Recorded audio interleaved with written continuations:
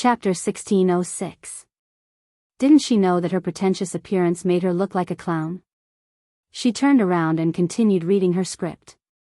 Gu Xiaoyang heard the commotion and turned around abruptly. He frowned when he saw Lin Ji surrounded by reporters. Director Gu had a strange temper. He was very particular about the rules of the set. During filming, he strictly forbade any form of visits, let alone a high-profile one like Lin Ji's.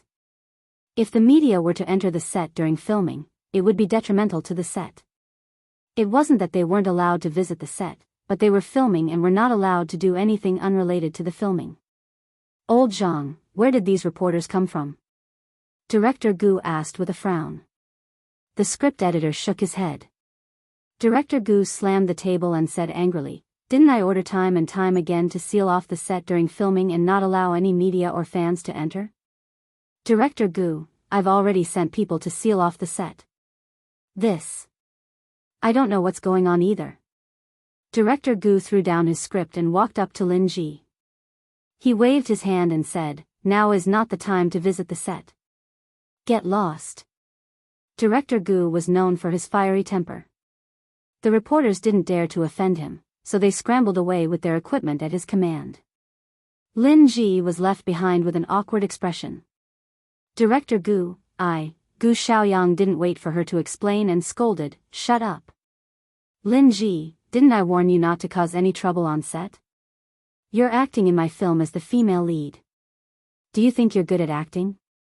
Or do you think you're so good that you can be so lawless and arrogant on set? How dare you let the reporters in during filming? Don't you know that I hate it when outsiders come in during filming?" Director Gu didn't give Lin Ji any face in front of everyone. Lin Ji's face turned green and red. She was extremely embarrassed. Director Gu, You've misunderstood me. I don't know how these reporters got in. You don't know? Director Gu sneered. Don't you know best how they got in? Why are you acting dumb in front of me? Do you think I'm easy to fool? Are you a best actress? Or an A-lister? Why did those reporters only take pictures of you and not the others? Do I have to be more straightforward? Why did you disregard the interests of the crew and consider the feelings of others? Have you considered my thoughts? Gu Xiaoyang mercilessly exposed her in front of everyone, making Lin Ji even more embarrassed. The supporting actress who had guessed that Lin Ji had hired a reporter to visit her on set sneered. I knew it. Haha. Lin Ji still wanted to explain. Gu Xiaoyang didn't want to listen to her excuses. Look at your face. What the hell is that makeup on? Didn't I ask the makeup artist to do willowy eyebrows and cherry lips for you? Take a look at yourself and look in the mirror. Lin Ji hired a reporter to visit her at work. In order to look more photogenic, she especially asked the makeup artist to put on Korean-style makeup. Gu Xiaoyang scolded her harshly. Lin Ji felt too ashamed to show her face. Director Gu, Lin Ji's eyes were misty with tears, and she was about to cry. She deliberately acted pitiful in order to gain Director Gu's understanding. Chapter 1607. Lin Ji, I'm warning you for the last time, don't play any more tricks. If you anger me, I don't care if you're the female lead or not, I'll cut you into a side character. Hee. I'll also give you a heads up while I'm at it. Anyway, the filming has just started, so it doesn't matter even if I kick you out of the cast. Don't blame me for falling out with you when the time comes. Anyway, the female lead in his heart was never this actress. If she were to play any tricks again, he did not mind kicking her out, and replacing Yun Shishir with her was exactly what he wanted. Yun Shishir was the Qin Changle in his heart. Not only did she look good, but her acting skills were also better than the actress's. Alas, the actress was one step ahead and snatched the role from him. Gu Xiaoyang was still sulking because of this matter. Lin Ji's financial backer had invested a lot in the movie, so Director Gu suppressed his anger. Go wash my makeup and redo it. Gu Xiaoyang said and left. Under the mocking and curious gazes of the crowd, the actress could only grit her teeth awkwardly and return to the dressing room unhappily to do her makeup. The director walked over to Yun Shishir, who was seriously reading the script. He nodded in satisfaction when he saw that she was focused on it. Only then did he return to discuss the wire arrangement with the martial arts director. Mu Shi happened to be delivering water to Yun Shishir. When she saw this scene, she excitedly went up to her and said with a smile, "Shishir, the director has been looking at you just now." "What?" "He stood beside you and looked at you for a long time. I think he saw that you were seriously reading the script and was very satisfied with your attitude. That's why he smiled in relief." Yun Shishir smiled and said, "Mu Shi, I'm a little nervous. I heard that if I'm not careful with the wire, I'll fall down." "Oh, please. Do you think the martial arts director on set is just for decoration?" "Don't worry, it'll be very safe." Mu Shi comforted her. Hua Jin also finished his makeup and rushed to the set. Yun Shishir looked up and saw him appear. She was stunned. His first reaction was that Hua Jin's title of the best young actor in ancient costumes was not undeserved. He was dressed in a crescent white robe and had an elegant demeanor. His handsome hair was draped over his shoulders, and his beautiful and exquisite facial features were embellished with makeup. His beauty was even more breathtaking. Her charm was so outstanding that it overshadowed the beauty of the female lead. Her every frown and smile was captivating. This was the first time she had acted with Hua Jin in a scene. Hence, it was also the first time she had seen Hua Jin in his ancient costume. It wasn't that she hadn't seen Hua Jin without makeup. His skin was very good, his facial features were very three-dimensional, and his eyebrows and eyes had the unique charm of an ancient handsome man. His charming eyes were like silk, the corners of his eyes were long and narrow, and when he looked back, his smile was enchanting. Yun Shishir's mind wandered for a moment before she exclaimed in shock, "Gosh! Hua Jin's ancient costume shocked me." At the side, Mu Shi also came back to her senses. Shishir. Shishir. Gosh! Hua Jin's ancient costume is so stunning. Even if it's the real person, it's better than many of the photos of young actors in ancient costumes. It's so beautiful. She could not suppress her voice, so everyone heard her praise and could not help but look over. Even Hua Jin could vaguely hear her excited voice. He looked in Yun Shishir and Mu Shi's direction with a meaningful gaze.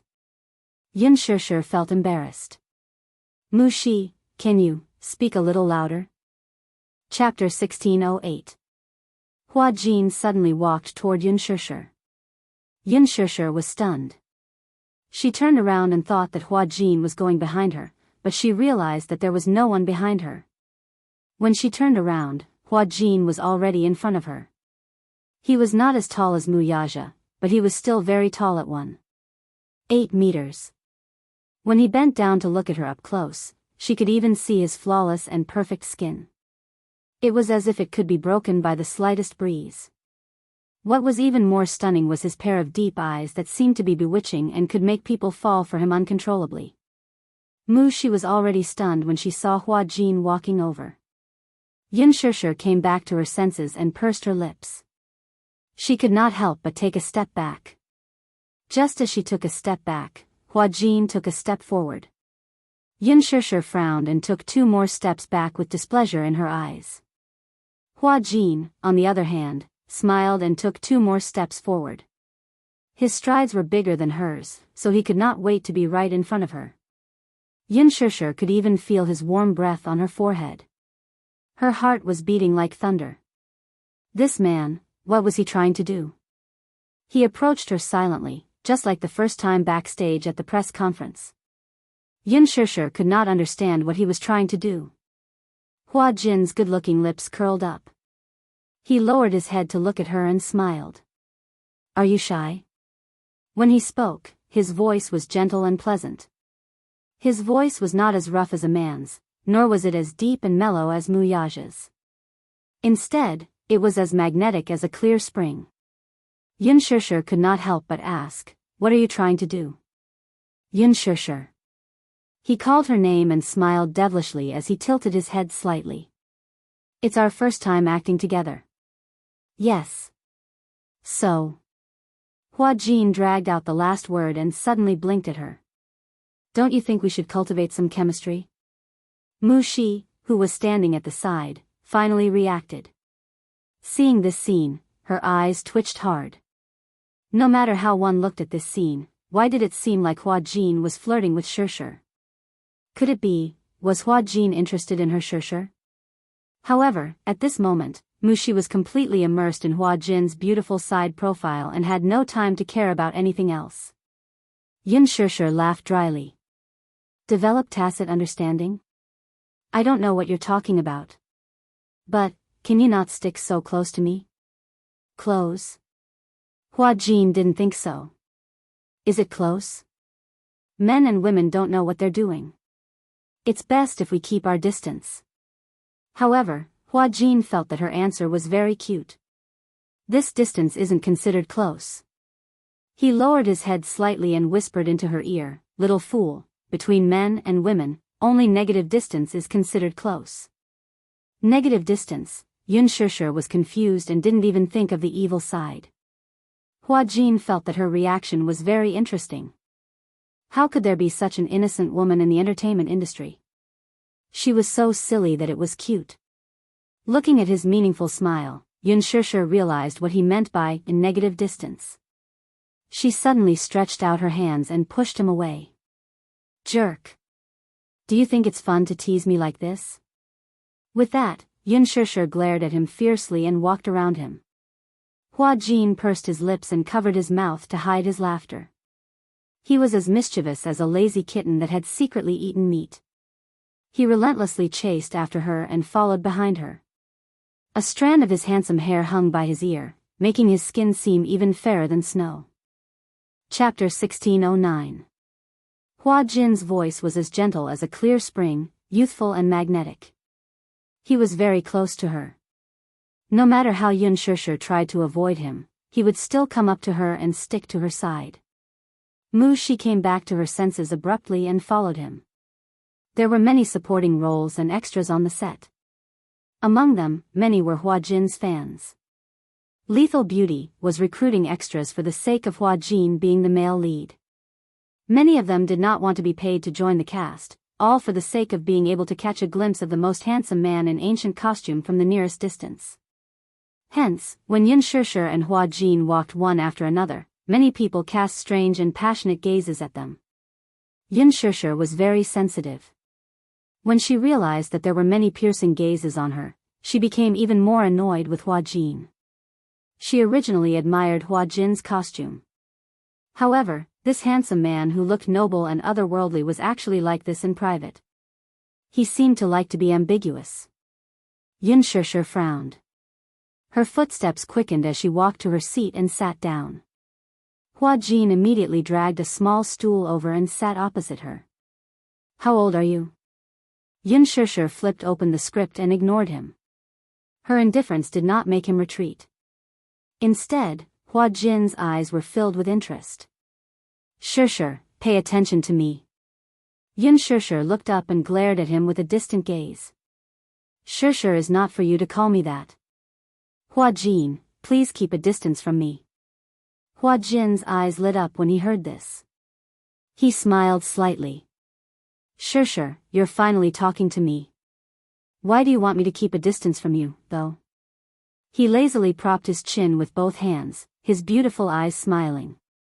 I don't want to keep a distance from the person I like. Hua Jin, you haven't started filming yet. Yun Shishir suppressed her anger and turned around, not wanting to talk to him. Go away and don't bother me. Shishir, you're so cold to me. Hua Jin leaned forward slightly. Looking at your asterisk appearance, are you even 20 years old?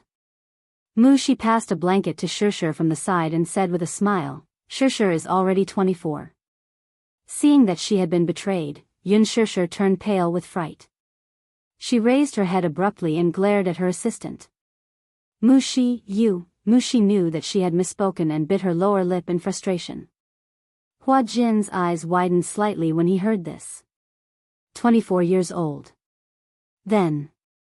She was about to reject him when he sweetly called out, Sister. This man.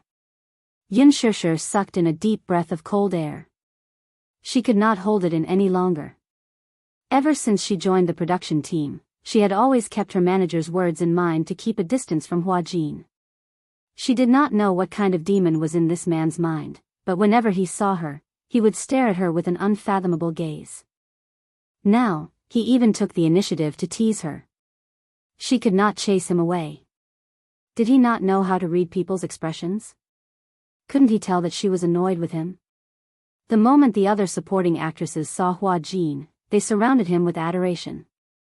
Hua Jin's beauty could move anyone's heart. Hence, many people on the set wanted to strike up a conversation with Hua Jin. However, Hua Jin seemed to be aloof to everyone, so they knew that they were not interested.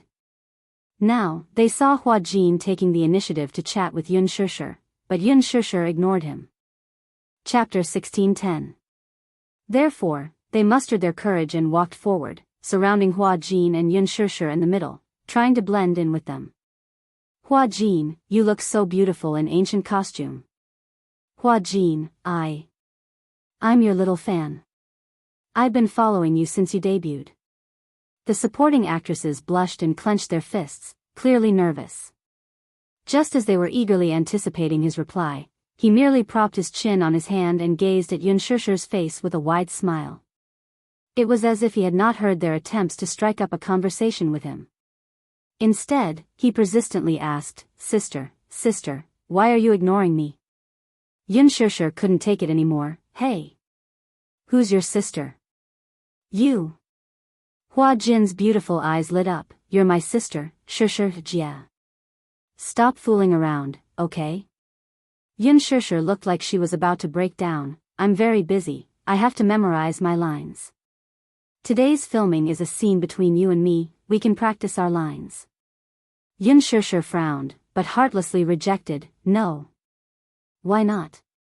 Yun Shishir was about to flare up. She suddenly looked up and said in a slightly heavier tone, Hey, Hua Jin, you're so annoying. I'm busy memorizing my lines, can you stop bothering me? Hua Jin was stunned, then an extremely hurt expression appeared on her face. She looked pitiful, and her peach blossom eyes turned slightly red. The supporting actresses were originally immersed in the awkwardness of Hua Jin ignoring them, but when they saw Hua Jin being wronged and helpless, they immediately felt pity for her and accused her with righteous indignation. Hey! Yun Shishir, don't go overboard. Why are you bullying Hua Jin like this? Exactly. Big brother Hua Jin was kind enough to help you rehearse your lines. It's fine if you don't appreciate it, but you're being so aggressive and bullying big brother Hua Jin. What's the meaning of this? Don't you know that even though she's a newcomer who just debuted, her background is much better than ours? So now, she knows how to act like a big shot. Hee. Hua Jin didn't put on any airs and kindly wanted to practice with her, but she pretended to be reserved and embarrassed Hua Jin in front of everyone. That's too much. Mocking voices rose one after another. She could not take it anymore. With her hands on her hips, she defended, Hey! What are you doing? What does it have to do with you? You don't have to worry about Shishir. Have you memorized your lines? Are you familiar with the positioning? If you're so free, then wait for one more shot if you're so capable. Don't ng. Yun Shishir pressed the back of her hand. That's enough. She. Pausing for a moment, she turned around and looked at the cold faces around her. She sneered, My background is none of your concern. If you have the time, you should worry more about yourself, alright? Everyone was stunned. They gritted their teeth and were about to retort when they heard Yun Shishir say, Can you not block me? You, hey. Hua Jin suddenly spoke. Seeing him speak, a supporting female character immediately said agitatedly, Hua Jin, don't lower yourself to her level. She thinks she's a big shot and doesn't care about you at all. Hua Jin impatiently cut her off. What does it have to do with you? Supporting female character, Hua Jin's face suddenly darkened. I like her personality. This has nothing to do with you guys. Get lost. Chapter 1611. She had lost all her face, so those who knew what was good for them dispersed. At last, those female supporting characters, who were jealous, did not forget to glare fiercely at Yun Shishir. Yun Shishir's eyes twitched hard. This Hua Jin, if placed in ancient times, would be a femme fatale. Hua Jin said, Shishir, don't be afraid. With me around, no one can bully you. I don't need you to speak for me. Wasn't it all because of him that she was being ganged up on? This man was really a femme fatale. Qin Zhou was indeed right. She should indeed keep a distance from him. Mu Shi said that he had a formidable sugar daddy behind him. Yun Shishir was even more vigilant now. Not to mention that mysterious sugar daddy, those fans of his in the production team were people she could not afford to offend. Hence, she said, just don't bother me, okay? Woo. I just like you. Yun Shishir could not take it anymore. Even if she could not afford to offend him, could she not avoid him? Hence, she stood up abruptly. Hua Jin followed suit and asked with a smile, where are you going? Don't follow me. Hey. Hua Jin hurriedly reached out to hold her hand when he saw her walking quickly. Yun Shishir's body trembled as if she had been scalded by fire. She flung his hand away violently. She turned around angrily and glared at him, only to see that he still had that playful and mischievous expression on his face. She looked around angrily and saw that not many people were paying attention to them. She calmed down and asked with gritted teeth, what is your purpose? Motive? Hua Jin tilted his head and pondered for a moment. His lips suddenly curled into a mischievous smile as he leaned closer to her. His ambiguous breath brushed against her cheek. Is wanting to sleep with you considered my motive? With a loud bang, Yun Shishir's head seemed to explode. What did he mean? She looked at him in disbelief, only to see that his expression was half joking and half serious. She couldn't tell from his tone whether he was serious or joking. But, this wasn't a joke, was it? Yun Shishir widened her eyes in shock. You, she suddenly stretched out her hand and pushed hard. Hua Jin was caught off guard and was pushed to the ground. The ground was made of cement. Hua Jin fell to the ground, and a layer of skin was slightly scratched on his palm. He frowned in pain, but his brows were knitted in an innocent arc. She was as beautiful as a painting. Even when she was frowning, she was still breathtakingly beautiful. This sudden scene attracted everyone's attention. Gu Xiaoyang turned around and saw this scene. He frowned slightly. He put aside the matter at hand and walked over. What happened? Yun Shishir was stunned for a moment. She had lost her mind in a fit of anger and did not expect to have such a strong hand. For a moment, she did not know how to answer. Director Gu, what happened? Nothing. Hua Jin got up from the ground, brushed off the dust on his body and smiled lightly. I was just fooling around with Shishir. Gu Xiaoyang glanced at him with a sullen expression. The corners of his mouth moved slightly, as if he wanted to say something, but in the end, he did not say anything. As if he had suppressed some anger, he took a deep breath and said with a frown, don't play around on the set. There are equipment everywhere. Be careful not to break it and delay the filming process. Yun Shishir was a little surprised. Chapter 1612. Gu Xiaoyang wanted to protect her, so he warned Hua Jin not to cause any more trouble. Hua Jin glanced at Yun Shishir and then at Gu Xiaoyang before pursing his lips. Got it. Director Gu. Go and get ready. Your scene with Yun Shishir is about to start. Gu Xiaoyang instructed. Hua Jin reluctantly hummed an "oh" and nodded.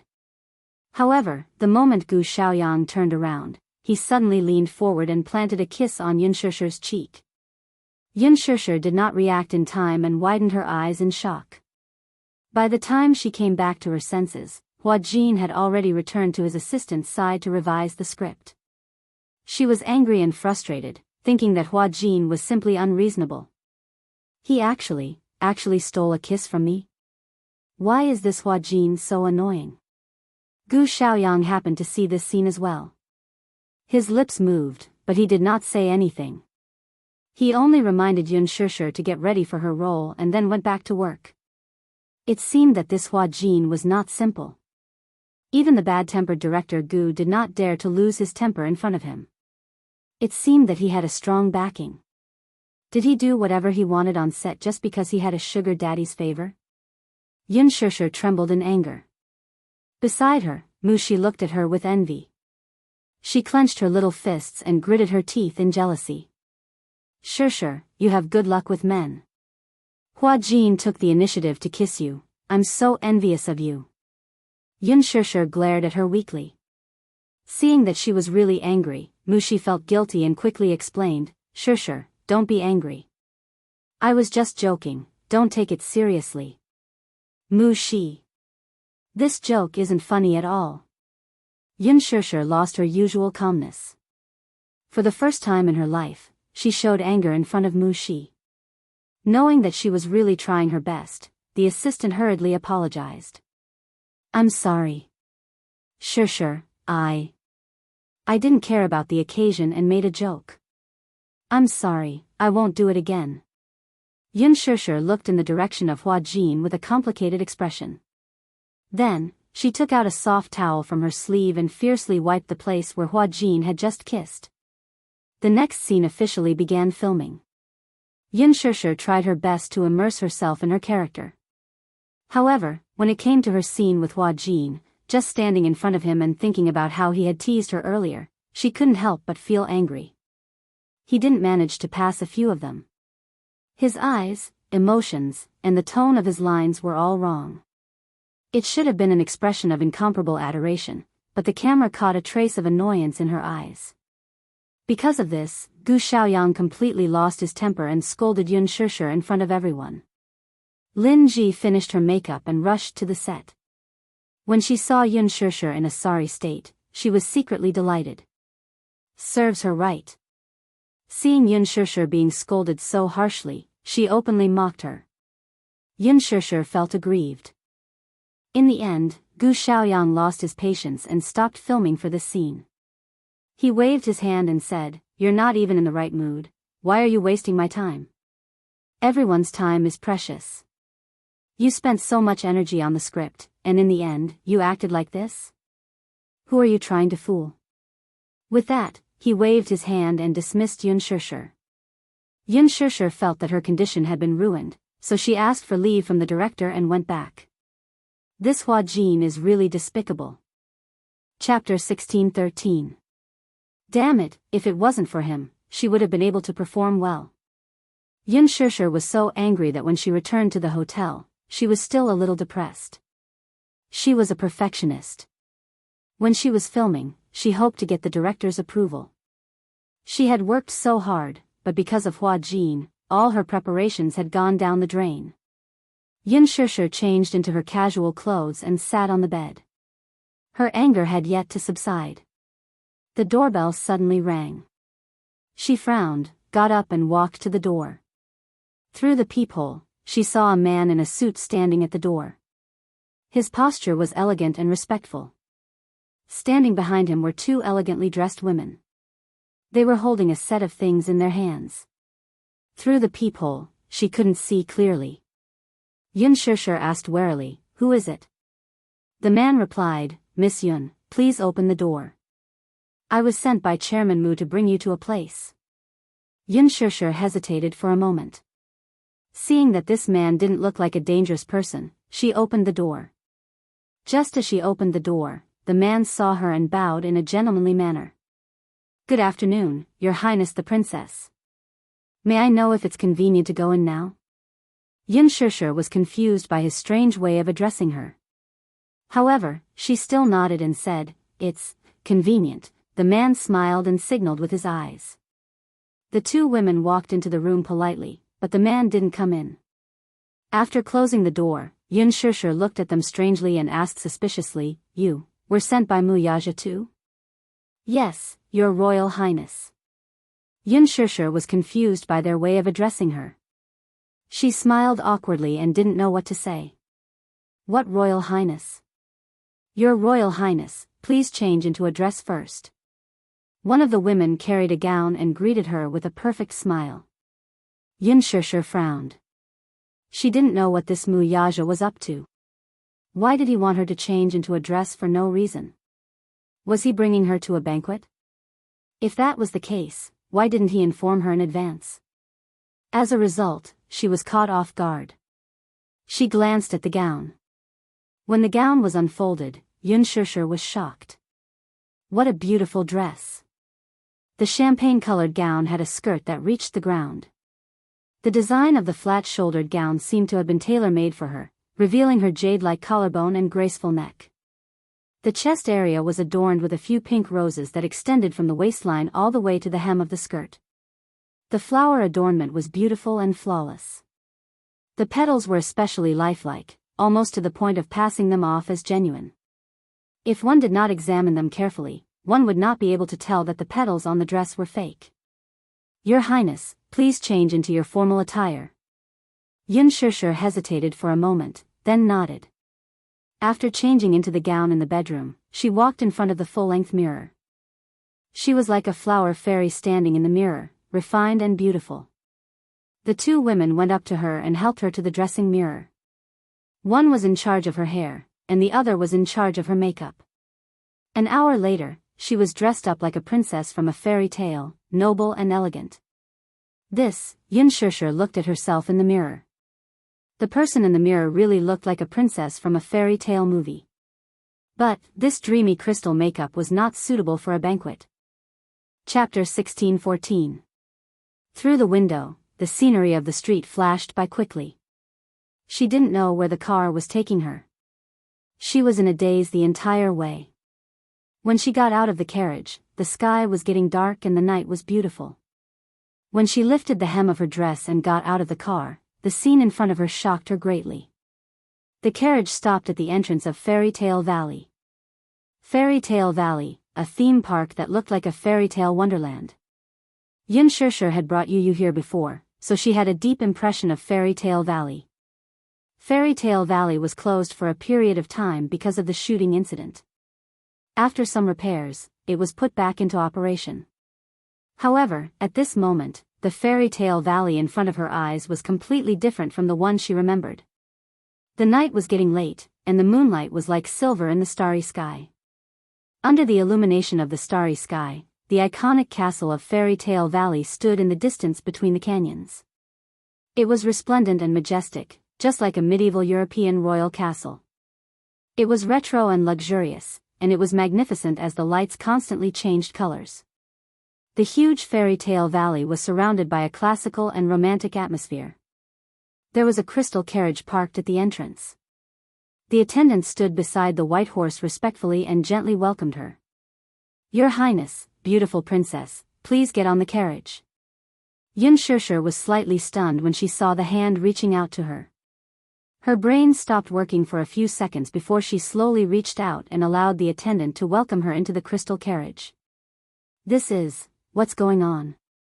Yun Shishir sat in the carriage, her thoughts still in a mess. Everything happened too suddenly. She was still in a daze and didn't know what was going on. The crystal carriage passed through the garden path that was covered with pink rose petals. Yun Shishir was stunned, but she was stunned by the dreamy scene in front of her. She couldn't help but lean against the window and enjoy the fragrant breeze. So beautiful. So dreamy. It was really like a dream. The breeze blew, and the petals on the ground were swept up, invading her face. Yun Shishir brushed her face with her fingertips and gently rubbed the petals on her face. She sniffed lightly, and the fragrance assailed her nose. On the road, there were many tourists coming and going. When the crowd saw the crystal carriage approaching, they all widened their eyes in amazement. They looked at Yun Shishir, who was sitting on the crystal carriage, with jealousy. Some of the young girls couldn't help but chase after the carriage as they were pleasantly surprised. Wow! It's a crystal carriage. I've only seen this kind of carriage in fairy tale movies. It was a real crystal carriage, so beautiful. I want to sit down too. The woman in the carriage is so beautiful, like a princess. She looks like a flower fairy. There are so many flower petals on her body, how mesmerizing.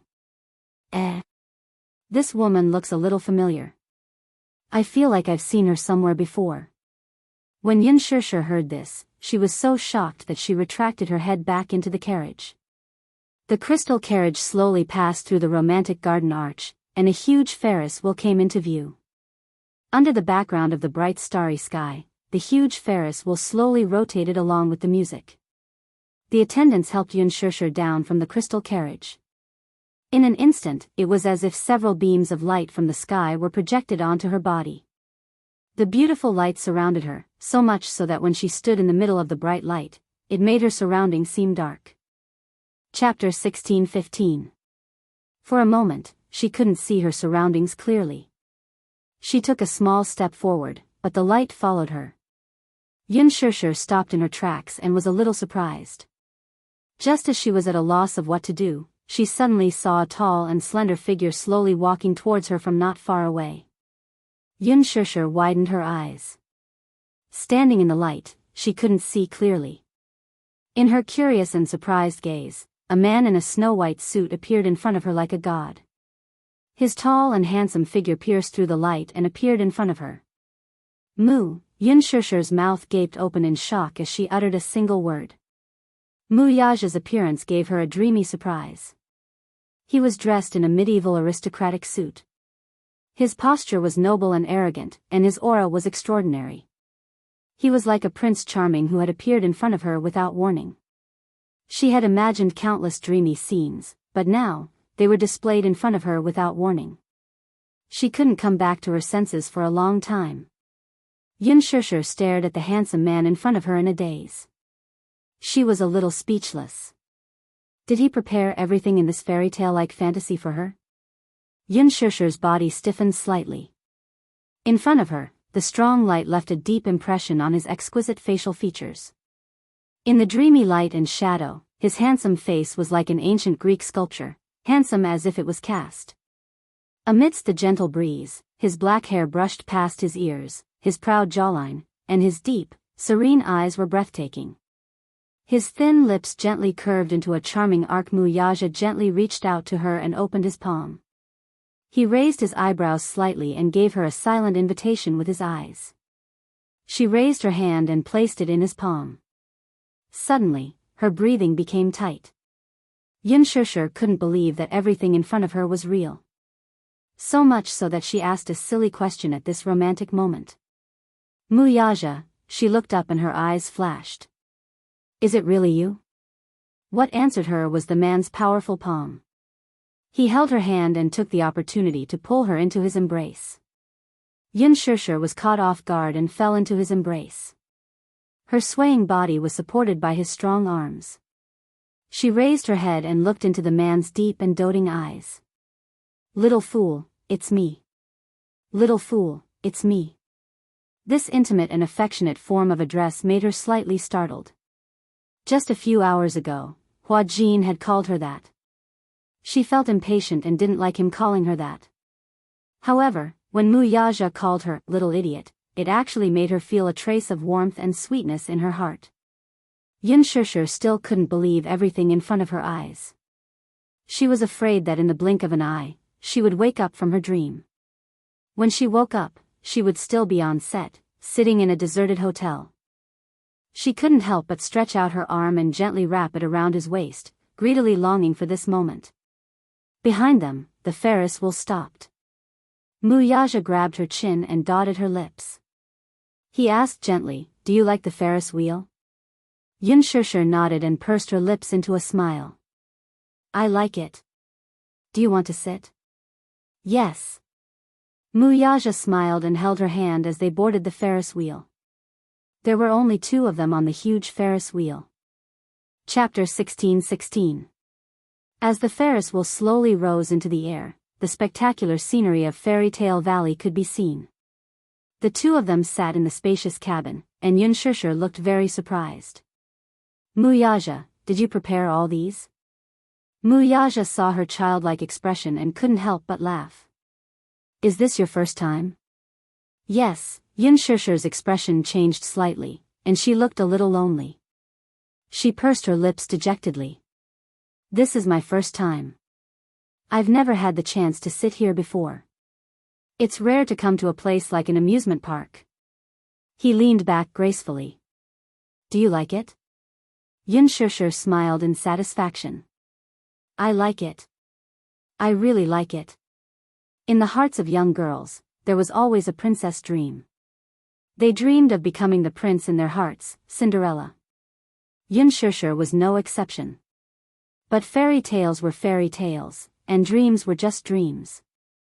That crystal carriage is really beautiful, just like in fairy tales. Have you seen Cinderella before? No, the carriage in Cinderella is a carriage made from a pumpkin by the fairy godmother. Wuxia merely watched her gesticulate excitedly without saying a word. Yun Shishir said longingly, when I was young, I also dreamed that when night fell and the Ferris wheel rose to the peak, I would be able to see the beautiful starry sky with my beloved prince. She was too embarrassed to say what she wanted to say next. When the Ferris wheel rose to the sky, fireworks would be dazzling in the starry sky, and the prince would take out a beautiful diamond ring, propose to her, and kiss her in the beautiful night. She only hid these beautiful fantasies in her diary. She smiled embarrassedly. This dream must be very silly, right? I think so too. Wuxia's lips curled into a smile as he lowered his head to light a cigarette. Holding the cigarette between his lips and smiling eyes, he actually made her heart palpitate with excitement. Yun Shishir's cheeks burned strangely. She turned her face away guiltily, but secretly glanced at him from the corner of her eyes. Usually, he liked to wear black shirts, but today, he was wearing a noble suit and looked very handsome. So much so that she was embarrassed to look him in the eye. Wuxia leaned back in his seat. His fair and flawless skin, his gentle gaze, and his thick and long eyelashes intertwined with each other. There was a faint dimple at the corner of his lips. When he smiled, it was very beautiful, revealing a trace of freshness and purity. It was the complete opposite of his expressionless face, making people involuntarily want to get close to him. She didn't know why, but she didn't like men who smoked, yet she didn't dislike him. She was even a little obsessed with how he looked when he smoked. Yun Shishir stared blankly and couldn't help but curve her lips. Wuxia suddenly raised his eyes and looked at her calmly. Yun Shishir was startled. She turned her head abruptly, only to find that the Ferris wheel had already risen to the highest point. She stood up excitedly and leaned against the windowsill. She looked up at the starry sky and held her face in her hands in amazement. It's so beautiful. Yun Shishir smiled happily like a child. Wuxia took a deep puff of his cigarette and put it out. He got up casually and slowly approached her from behind. Aware of the movement behind her, Yun Shishir smiled and turned her face. Suddenly, her chin was gently lifted by slender fingers. Chapter 16-17. Wuxia's perfect, handsome face inched closer to hers. His thin, moist lips gently covered the corner of her lips. The faint smell of tobacco permeated between his lips and teeth. Together with his unique fragrance, it refreshed her heart and mind. Yun Shishir was stunned. Her eyes suddenly widened and she furrowed her brows in disbelief. Wuxia covered her eyes in dissatisfaction and gently lowered his eyelids. She tossed and turned in his soft kiss. His deep affection for her, which seeped into her bones, made her heart pound like thunder for a moment. Outside the window, the moonlight flowed gently and the mottled shadows of the stars contrasted with the white light. His face seemed to be plated with a layer of moonlight, making his skin look even more jade-like. Through the gaps between her fingers, Yun Shishir carefully opened her eyes. Wuxia's beautiful face was faintly discernible. The Ferris wheel slowly rotated, and she slowly closed her eyes. Wuxia imprisoned her in front of his chest. He lifted her chin with one hand and stroked the soft hair by the side of her face with the other. The tip of his tongue gently hooked into the gap between her lips and her pearly white teeth. The tips of their tongues seemed to touch each other. Yun Shishir's cheeks suddenly flushed red and her hands moved restlessly in front of his chest. She seemed to be a little nervous. She suddenly felt the scene in front of her was extremely familiar. Where had she seen it before? Yun Shishir was a little confused, but she couldn't pinpoint what was wrong. Wuxia comfortingly grabbed her wrist and slowly moved it to his waist. Thus, she obediently wrapped her arms around his waist. Their fingers interlocked, but her knuckles were white from nervousness. A bunch of fireworks suddenly rose in the sky and bloomed beautifully. Mu Yaja lifted his head. Yun Shishir lowered her head shyly and bit her lip hard. He smiled and lifted her chin, giving her a light peck on the lips. Shishir, marry me, Mu Yaja's voice was slightly deep as he slowly said those words. He raised his eyebrows and gazed at her face gently. Shishir, marry me, those words sounded so pleasant when he said them in such a mellow and magnetic voice. His large palm grabbed her hand. Immediately after, a circle of coldness stuck to her ring finger and slid down to the base of her finger.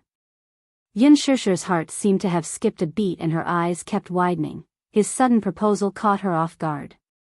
So much so that after Mu Yaja said that sentence, her mind seemed to explode violently. White light flashed and it was as if she was flying to the clouds.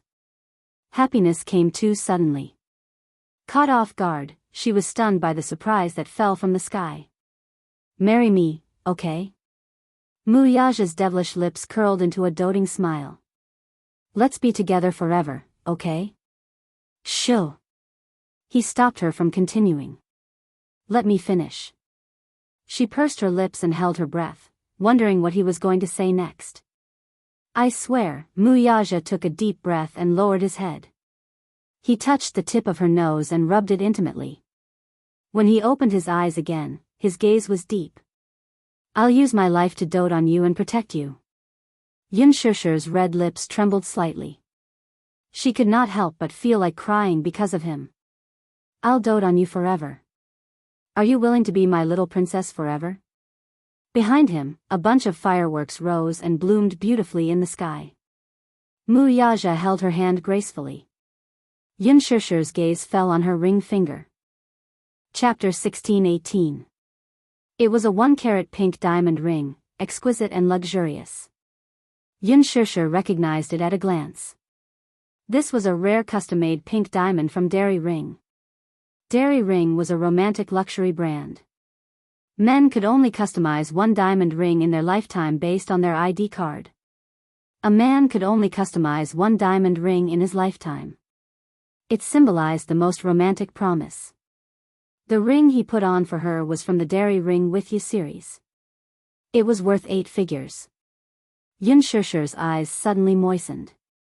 She was touched, but at the same time, she didn't know whether to laugh or cry. How could this man be so domineering in his proposal? He put the ring on her ring finger without any explanation. It was obvious that he wouldn't allow her to refuse. She could feel that in his eyes, she had really become a little princess who was doted on by thousands. She really couldn't believe everything that was happening in front of her eyes. It should have only appeared in her diary, everything that was in her fantasy. Getting on the Ferris wheel with the person she loved, proposing to her in the sky full of fireworks, begging her to marry him. This was clearly a beautiful fairy tale plot, but it actually appeared in her life. Mu Yaja saw that she was so touched and happy that she lost control. His heart ached a little, but in an instant, it softened beyond belief. Shishir, promise me. Mu Yaja cupped her face, his gaze sincere. He wasn't a man who understood romance.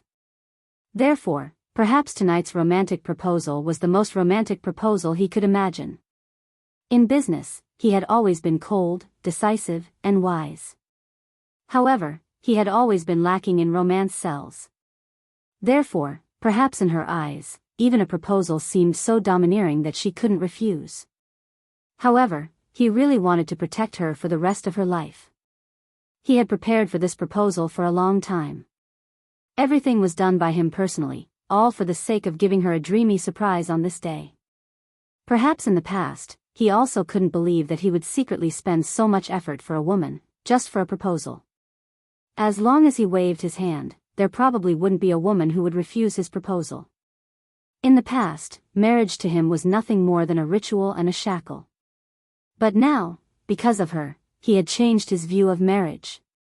If he had to say that marriage was a shackle, then he was willing to be trapped. Trapped by her. Yun Shishir was crying and laughing at the same time. She nodded and agreed, okay. Okay? Idiot. Yun Shishir didn't know whether to laugh or cry. What I mean is, I'm willing. He had formally proposed to her. And she was willing to marry him.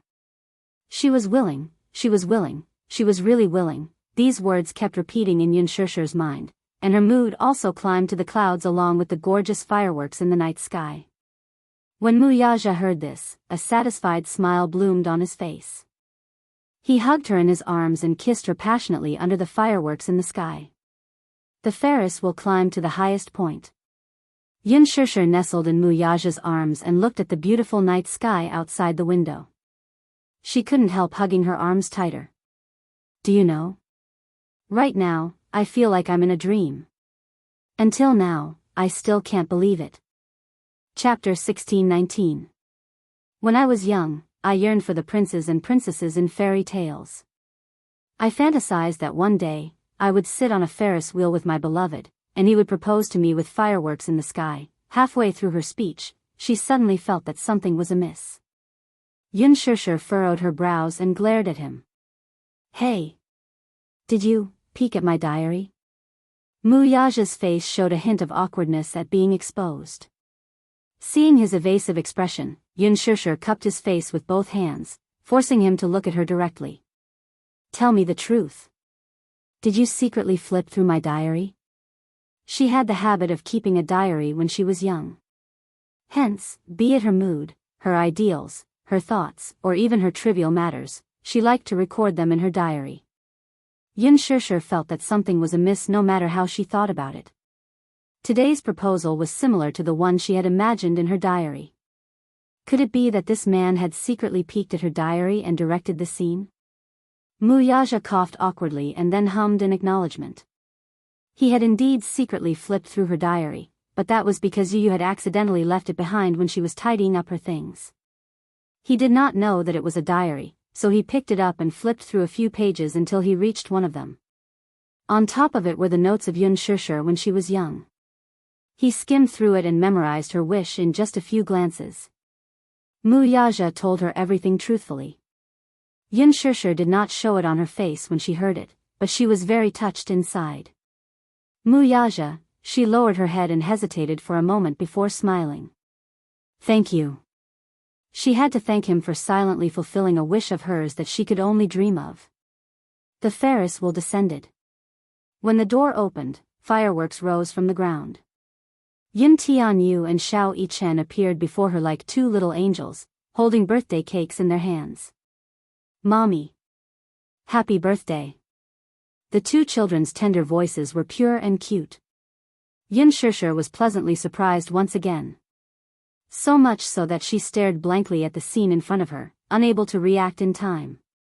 So today was her birthday? She didn't realize it, but she didn't expect the two little guys to remember her birthday. They even prepared a cake and a gift in advance. There was such a big surprise. Yun Shishir was so moved that tears gushed out of her eyes. She had been on set for so long and had been separated from the two little guys for so long. She missed them very much. Yun Shishir lowered her body slightly and opened her arms. My two darlings, Mommy missed you so much. Mommy, little Yichen let out a whimper as tears welled up in his eyes as he threw himself into her embrace. Yu couldn't help but laugh. He pursed his lips and walked to Yun Shishir's side a little bashfully. He put the crown he made on her head. Dear Mommy, happy birthday. I hope you will be happy forever. Yu will love you forever. He cupped her face and kissed her affectionately on the cheek. Yun Shishir was touched and pulled him into her embrace. She hugged the two little lads tightly, unwilling to let go. Mommy missed you guys so much. Xiao Yichen heard that and a few drops of tears fell. Mommy, why didn't you come home for so long? I missed you so much. Chapter 16-20. Humph. Mommy, even if you know you're wrong, I won't forgive you so easily. Xiao Yichen pretended to be reserved as he counted with his fingers. Yun Shishir pursed her lips and asked teasingly, then, Xiao Yichen, what do I have to do to make you forgive Mommy? Unless. Xiao Yichen blinked mysteriously, tapped his cheek, and smiled. Mommy, give me a kiss. Xianxia was amused by him. Then, she kissed him hard on the cheek. Xiao Yichen was satisfied. Then, he took out the handmade gift that he had hidden behind his back and held it in front of her.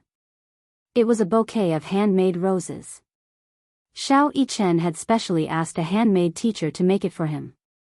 He thought that since it was his mommy's birthday, he had to give her a happy present. After much thought, he decided to give her a bouquet of handmade roses. Handmade flowers would never wither. The meaning behind the bouquet was that he hoped his mommy would be like a beautiful flower that would bloom forever. Xianxia held the bouquet in her hands. Her heart was filled with warmth. Xiao Yichen's handwork skills were not as good as Yu Yu's. He was a little clumsy. When he was in school, he did not like to do handwork. Hence, the handmade flowers were a little rough. However, it was obvious that he had put a lot of effort into it. Every edge was carefully trimmed and neat. The coloring was also very serious. Although there were not enough details, the overall product was very beautiful. Xianxia loved it very much. She looked at the flowers with a smile on her face. She felt a sense of satisfaction that she had never felt before. Xiao Yichen asked nervously, Mommy. Mommy, do you like the flowers I made? Of course I like them. Mommy really likes the gift you gave me. Really? Xiao Yichen was instantly elated. He was so proud that he wanted to fly to the clouds. Mommy had praised his handwork. Mommy liked the flowers he made. His little tail was about to curl up into the sky. Xianxia's affirmation was better than anyone else's praise. Wuxia's eyes twitched as he watched from the side. On the way there, he praised Xiao Yichen and said that his handiwork had improved, but Xiao Yichen was still unhappy. Xianxia's praise actually made him so proud. Unfair. Yu Yu was jealous. She quickly grabbed Xianxia's arm and walked over to the cake. Then, she said proudly, Mommy, this is Yu Yu's birthday cake. As he spoke, he snorted and glanced at Xiao Yichen provocatively. The latter crossed his arms in front of his chest unhappily. Clearly, he didn't think much of it. His eyes seemed to say, Mommy would definitely like the flowers I sent her. Yu Yu replied with a cold stare, naive. Mommy would definitely like the cake I made the most. Xianxia walked over to the cake and saw that Yu Yu had meticulously kneaded sugar figurines. Wuxia, Xianxia, Yu Yu, and Xiao Yichen's family of 4 were used as the template. The figurines were pink and sticky, cute and charming. Xiao Yichen's and Xianxia's facial features were especially lively. However, Xianxia's gaze landed on Wuxia's face. Pfft! She burst out laughing. Not only was Wuxia's face fiercely pinched by Yu Yu, but his mouth was also tilted to one side due to the accident when he was making the cake. Ha ha ha. The expression of the sugar figurines was so funny that Xianxia couldn't help but burst out laughing. Wuxia walked over and took a look. His face darkened and he rubbed his forehead with a headache. Chapter 1621. Daddy, you really can't blame me for this. Yu Yu explained innocently. Who asked Daddy to suddenly appear behind him when he was concentrating on making the cake, giving him a big fright. He was so frightened that he inadvertently drew his mouth crooked. Xianxia laughed until tears rolled down her cheeks. Wuxia's sugar figurine's expression was so creepy that she couldn't stop laughing. Idiot, stop laughing. Wuxia felt a little embarrassed. The other 3 sugar figurines were so cute, but his sugar figurine had a fierce and dry expression. Most importantly, its mouth was crooked to one side. It was unbelievably ugly. He felt a little wronged. When he saw Xianxia laughing again, he had the urge to hide the sugar figurine. However, he couldn't. Yu Yu had painstakingly made this cake for her. Otherwise, he would have destroyed it long ago. Seeing that his mother was amused, Yu Yu was also infected by her happy and joyful mood. His lips could not help but curl into a smile, and he actually laughed along with her. Xiao Yichen had secretly taken a look at the cake and Wuxia's ugly but cute sugar figurine. He had already laughed along the way. However, now that Yun Shishir and Yu were laughing, he couldn't help but laugh too. The three of them laughed together. Mu Yaja's expression darkened. He glared at Yu warningly. Yu understood. He cleared his throat and coughed. He immediately stopped laughing and said to Yun Shishir, "Mommy, don't laugh anymore. Let's blow out the candles, okay?" "Okay."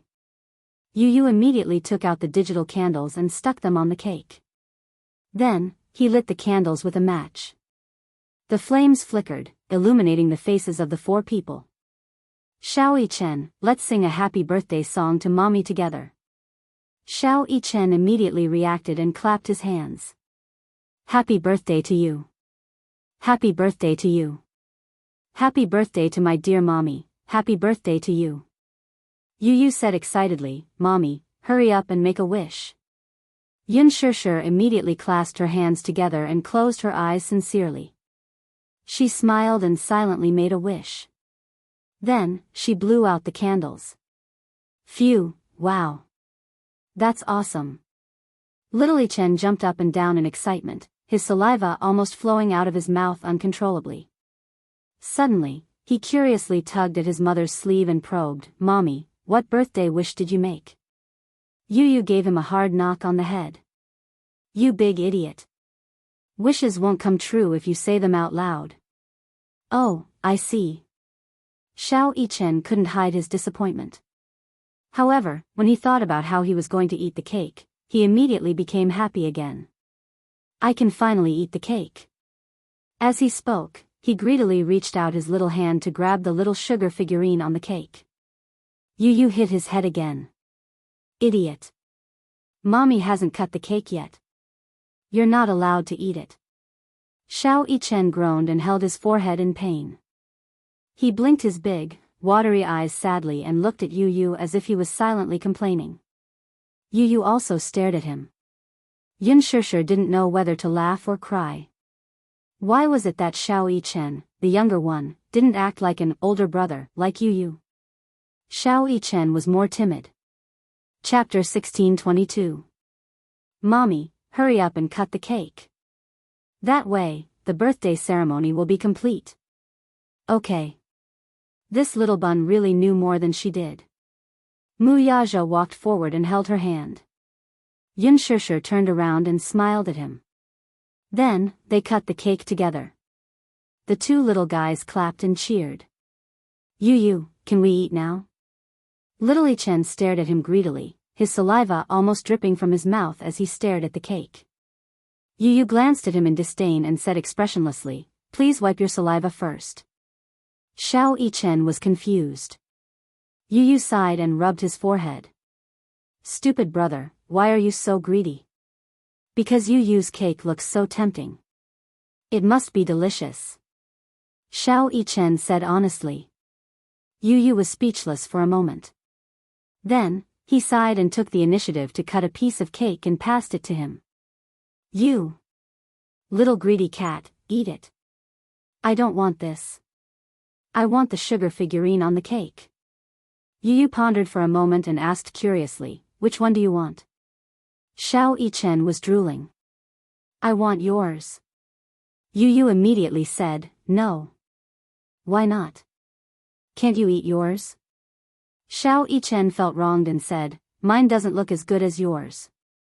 "Stingy Yu, let me eat your sugar figurine." As he spoke, he started to act coquettishly. Yu, on the other hand, stood firm and shook his head vigorously. "No. No. I won't let you eat mine." "Humph. Yu, stingy. Then I'll eat Mommy's sugar figurine." As he spoke, he reached out his hand and grabbed the cutest sugar figurine that Yu had spent the most effort on. Smack. Yu slapped his outstretched hand away with a look of disdain. "No." Xiao Yichen said dejectedly, "What's wrong now? You can't eat Mommy's either. Why don't you eat Daddy's food?" Yu said. When Xiao Yichen heard this, he felt wronged and mumbled unwillingly, "I don't want to eat Daddy's little candy figurine. She's so ugly, I can't bear to eat her." Yun Shishir and Yu Yu burst out laughing at the same time. At the side, Muyaja's face was extremely gloomy. There seemed to be cold air around him. Xiao Yichen shuddered violently. When he turned around, he saw Muyaja's incomparably frightening expression. He immediately explained earnestly, "Daddy, I'm sorry. I'm not saying that you're ugly. I'm saying that the little sugar figurine on the cake is ugly. Don't be angry." Yu Yun Shishir, Muyaja's face darkened even more. Why did this little guy have to explain to him so seriously? Was he born to be a comedian? Yu said, "Xiao Yichen, be good and let mommy choose a candy figurine first. It'll be your turn after that." As he said this, he turned around and said seriously, "Mommy, pick a candy figurine and try it." Yun Shishir said in surprise, "Eh? Are you talking about the candy figurine standing on the cake?" "Yes." "Can it really be eaten?" She was still a little surprised. This was the first time she had seen a candy cake. The 4 little candy figurines that Yu had molded were lifelike, lively, and adorable. She did not expect that these candy figurines could be eaten. Lifelike. Except for Muyaja's candy figurine. Chapter 1623. Anyway, she didn't want to eat his little sugar figurines. Yu looked at her with disdain. "Stupid mommy, of course you can eat them. These figurines are made with sugar. The insides are filled with sugar and the outside is coated with icing. They're very sweet. However, this is my first time trying to make a sugar cake and I haven't tried it yet. I don't know how it tastes. Mommy, try it first." Yun Shishir nodded. Then, she reached out her hand and picked between the 4 figurines with her fingertips. At that moment, she couldn't decide which one to eat. Although these figurines were made with sugar, they could still break their necks in one bite. Just thinking about it was a little creepy. Yu suddenly asked, "Mommy, what flavor do you like?" "Flavor?" Yu blinked and said proudly, "Yes. I made these 4 figurines with different flavors." There were different flavors of sugar, so there were many flavors to choose from. He purposely chose 4 flavors and made 4 little sugar figurines. Therefore, each of the 4 little sugar figurines had a different flavor and were unique. When Muyaja heard this, he looked at him in surprise. This kid was full of tricks. There were actually 4 different flavors of sugar figurines. Oh. Yun Shishir was interested. She pointed at Xiao Yichen and asked, "What flavor does Xiao Yichen have?" "Strawberry." "Then, what about yours?" "My little sugar figurines are made with milk flavor." Yu smirked. Muyaja asked curiously, "Then, what about mine?" "Daddy's is made with chocolate." Xiao Yichen was also very interested. He asked greedily, "Then, what about mommy's?" Yu smiled mysteriously. "That's a secret." "Humph." Wow, with Yu's tantalizing words, Xiao Yichen's desire grew. The unknown and the most mysterious were always the most desirable. Xiao Yichen wanted to try the flavor of his mommy's little sugar figurines even more. Yun Shishir glanced at Xiao Yichen. She saw that he was staring at her little sugar figurines greedily. Therefore, she picked one of Xiao Yichen's little sugar figurines and left hers for the 2 little guys to try. She raised Xiao Yichen's little sugar figurines and waved it in front of him. She pretended to be fierce and said, "Xiao Yichen, mommy is going to start eating you." As she spoke, she deliberately and viciously bit the sugar doll's little hand, forcefully. Little Yichen playfully held his arm and said pitifully, "Oh. Oh. Mommies. Don't. S." His exaggerated and amusing reaction made it seem as if she had bitten him alive. Muyaja's lips curled into a smile as he was amused by his son's clown side. Yu said cheekily from the side, "Mommy. Bite his head." Yun Shishir raised her eyebrows and bit Xiao Yichen's head. Xiao Yichen immediately pretended to be in pain and held his head. My head seems to have been bitten by something. It hurts. It hurts, Ha ha ha, Yun Shishir couldn't help but laugh. Alright, Xiao Chen, mommy won't tease you anymore.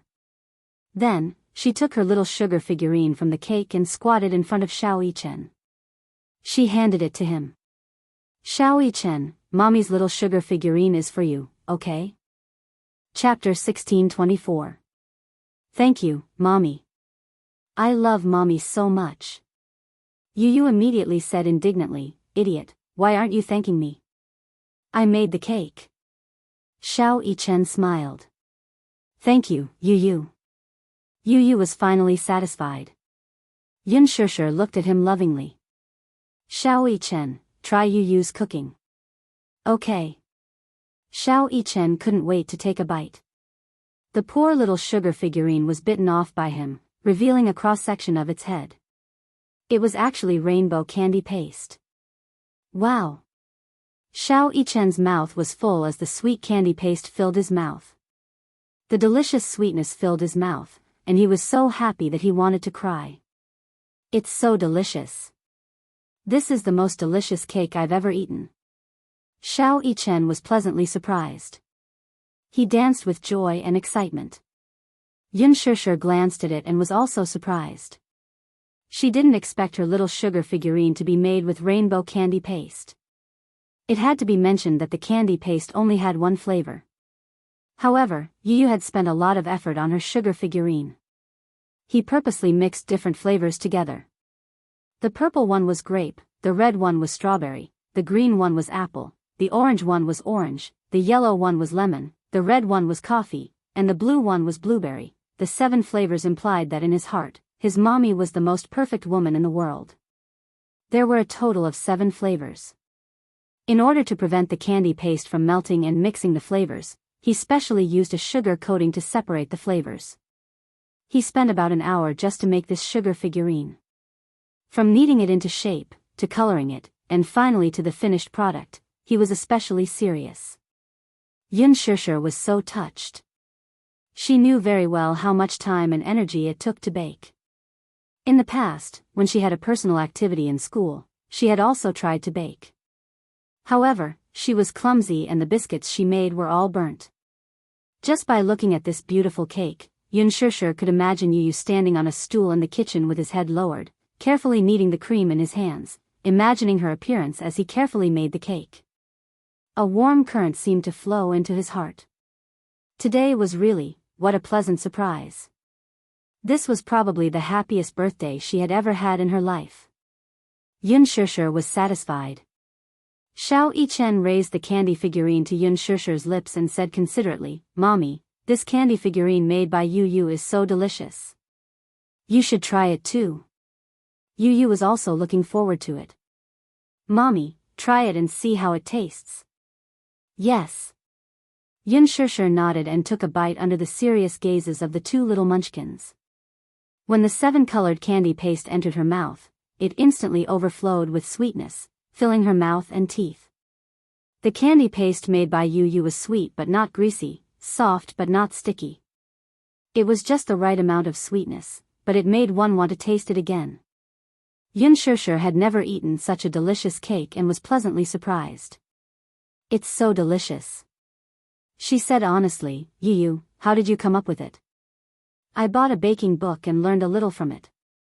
After pausing for a moment, Yu said proudly, however, Mommy's candy figurine wasn't learned from the book. I created the rainbow candy paste myself. It's really great. Chapter 1625.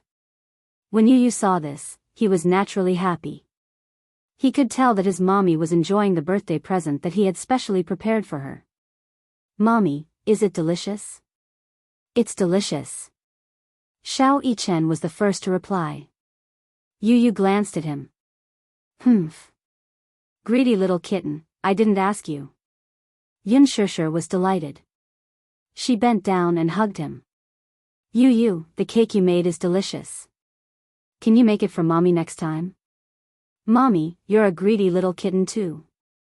Although Yu sounded arrogant, he couldn't hide the joy on his face. He licked his pink lips and asked bashfully, then.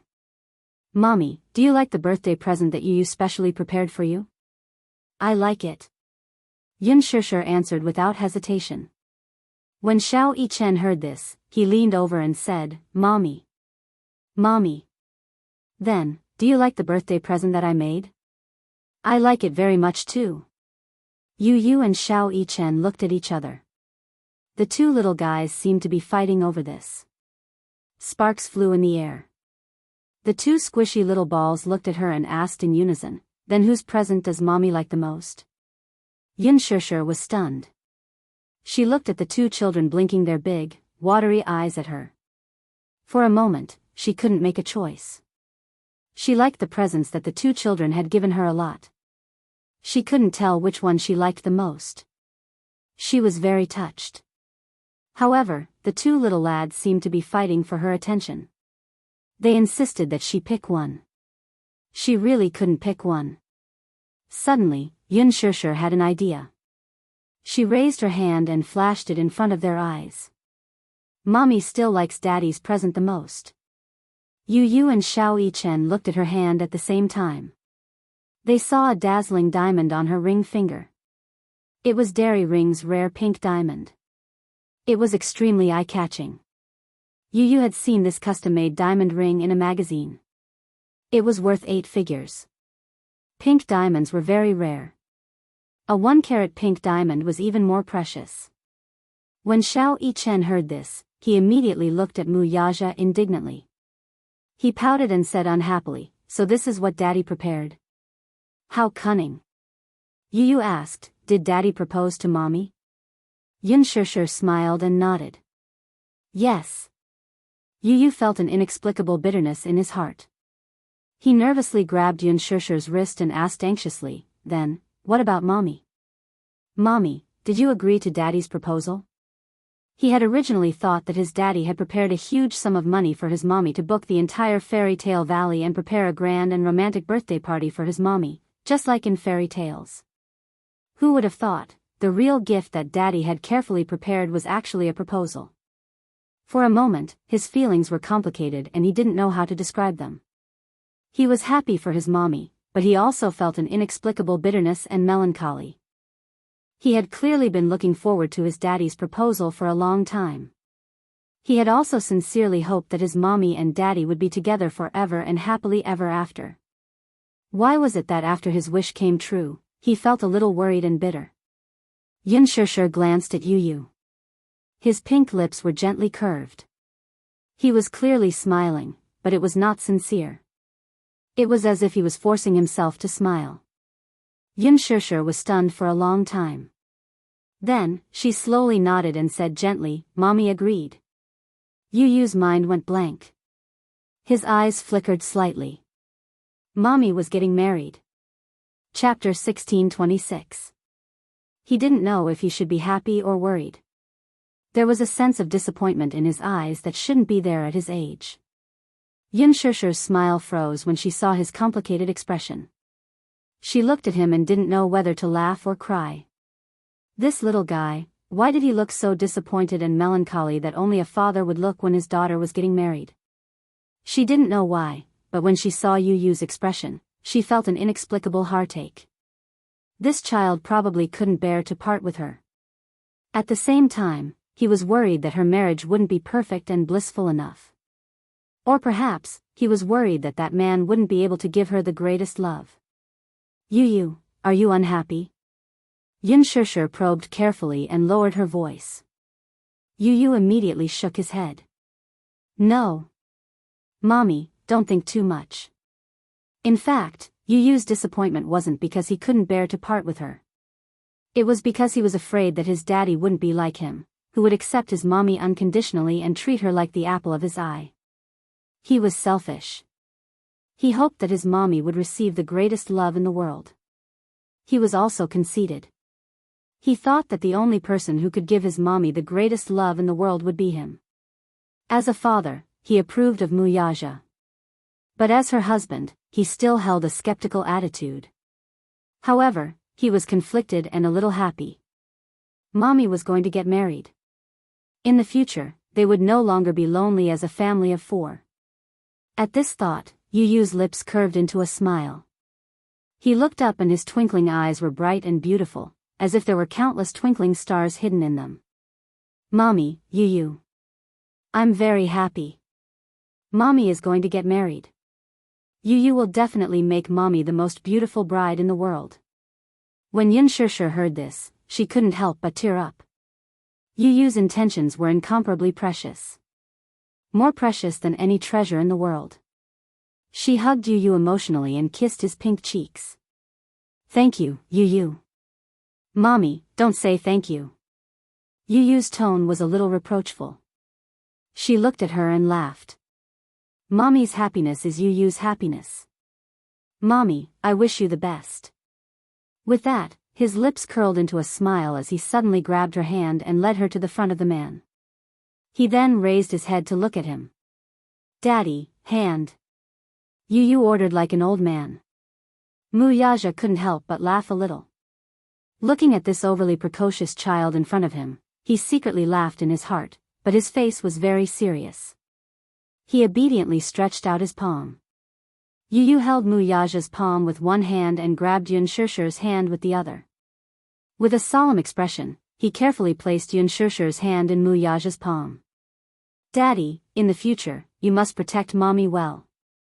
This is what you promised me. You must cherish her for the rest of your life. Wuxia smiled and looked at Yu's face. He said very seriously, okay, I'll definitely do what I promised you. Yu then revealed a bright and beautiful smile. In the sky, the fireworks were dazzling. On the tree-lined path, the festooned cars were cruising. The crystal carriage stopped beside Xianxia. Wuxia held her hand and got into the carriage. In the dreamy parade, they gradually left. Yu silently watched the carriage leave, still in a daze for a long time. Chapter 1627. He poked his head out and saw that Yu's eyes were slightly wet. Xiao Yichen smiled helplessly and his gaze softened. Yu, don't worry. If Daddy dares to bully Mommy, I won't let him off. I'll let him have a taste of my demonic skills from the special forces in a minute. As he spoke, Xiao Yichen waved his fist. Yu was amused by his words. He couldn't help but tease him, do you think Daddy is a pushover?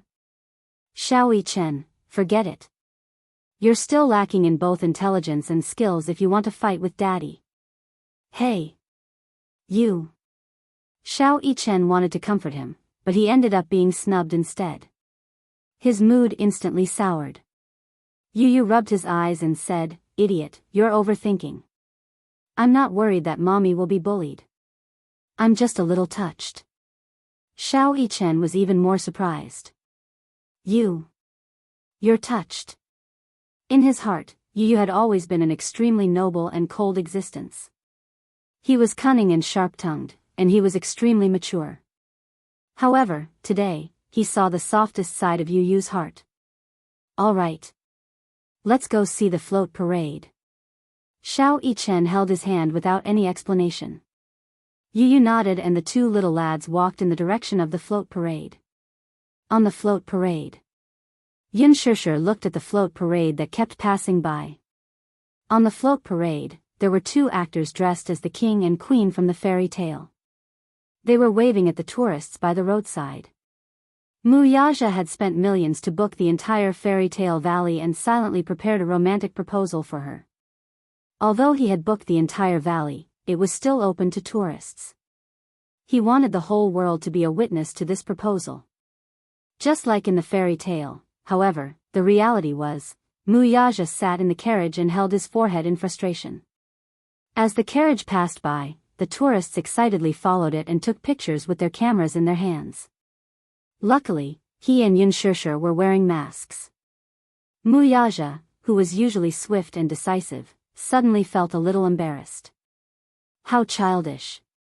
In fact, he felt that such a proposal was a little childish for him. Since he was young, he didn't believe in fairy tales. How could there be such a dreamy love in this world? Therefore, he never dared to watch fairy tale movies and even scoffed at them. To him, love was realistic. In the past, he would have thought that it was childish to ask him to wear a prince's attire and create such a dreamy and beautiful atmosphere to propose to her. In the past, he would never have spent so much effort on a marriage proposal. Marriage was to propose to zzz. However, when he accidentally flipped through her diary, he discovered that there was a little princess living in this woman's heart. Moreover, she had a beautiful fantasy about the fantasy of fairy tales. It was just that she never mentioned it. The diary was written in elementary school. She probably felt that people would laugh at her if she told them about her dream. However, every girl wished to be a princess.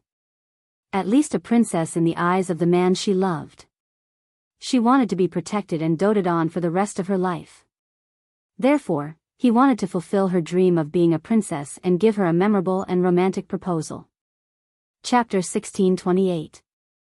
But, sigh, Wuxia sat in the carriage, his body tense. Xianxia tilted her head to the side, not knowing whether to laugh or cry at this moment. She did not know whether to laugh or cry at the man's tense expression. Wuxia, do you feel embarrassed? She laughed and asked.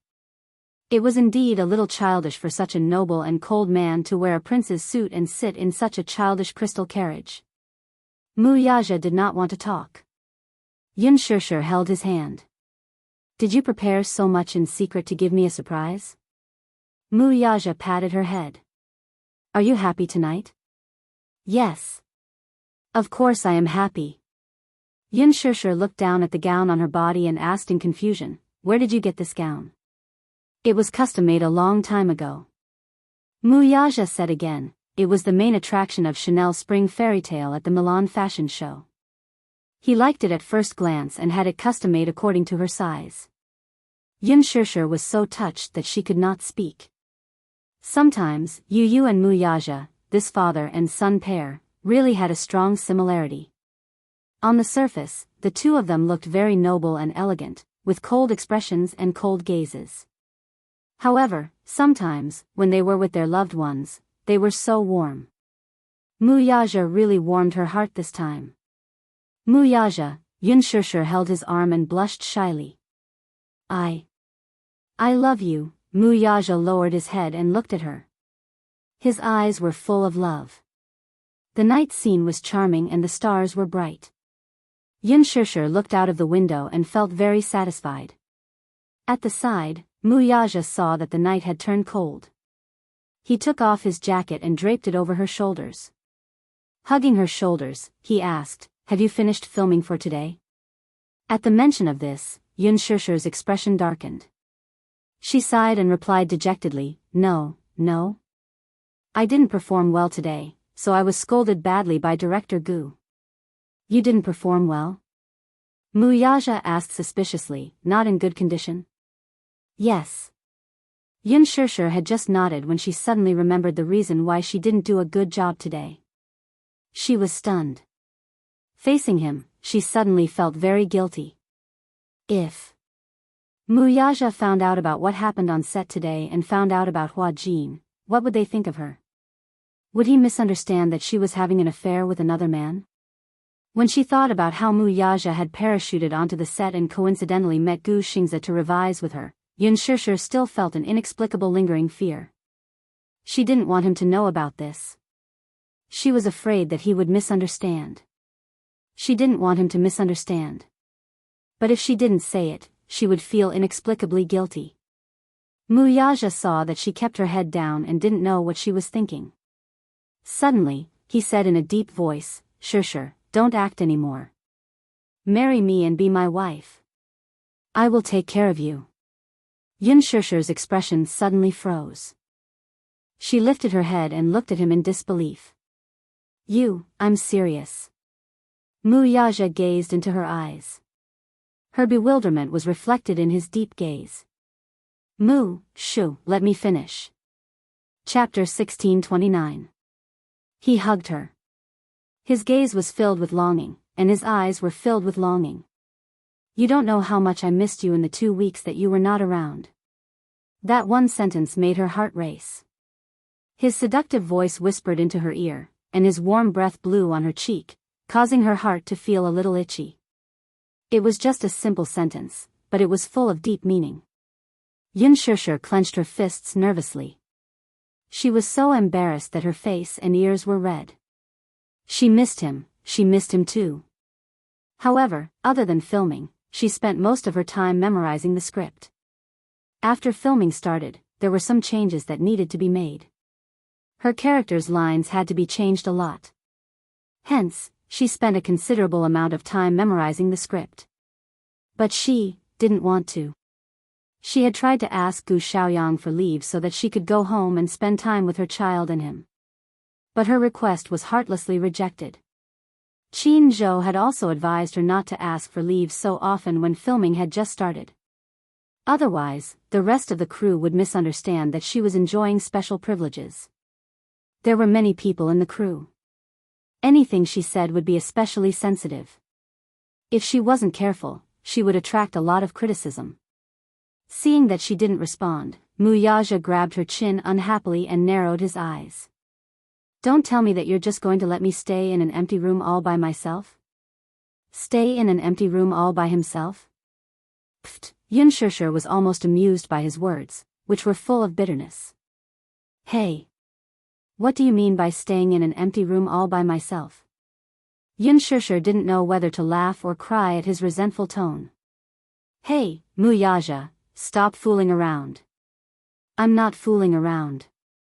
Wuxia frowned. He really didn't want her to continue working in the entertainment industry. That kind of place was too messy. It was a place where people indulged in luxury and materialistic desires.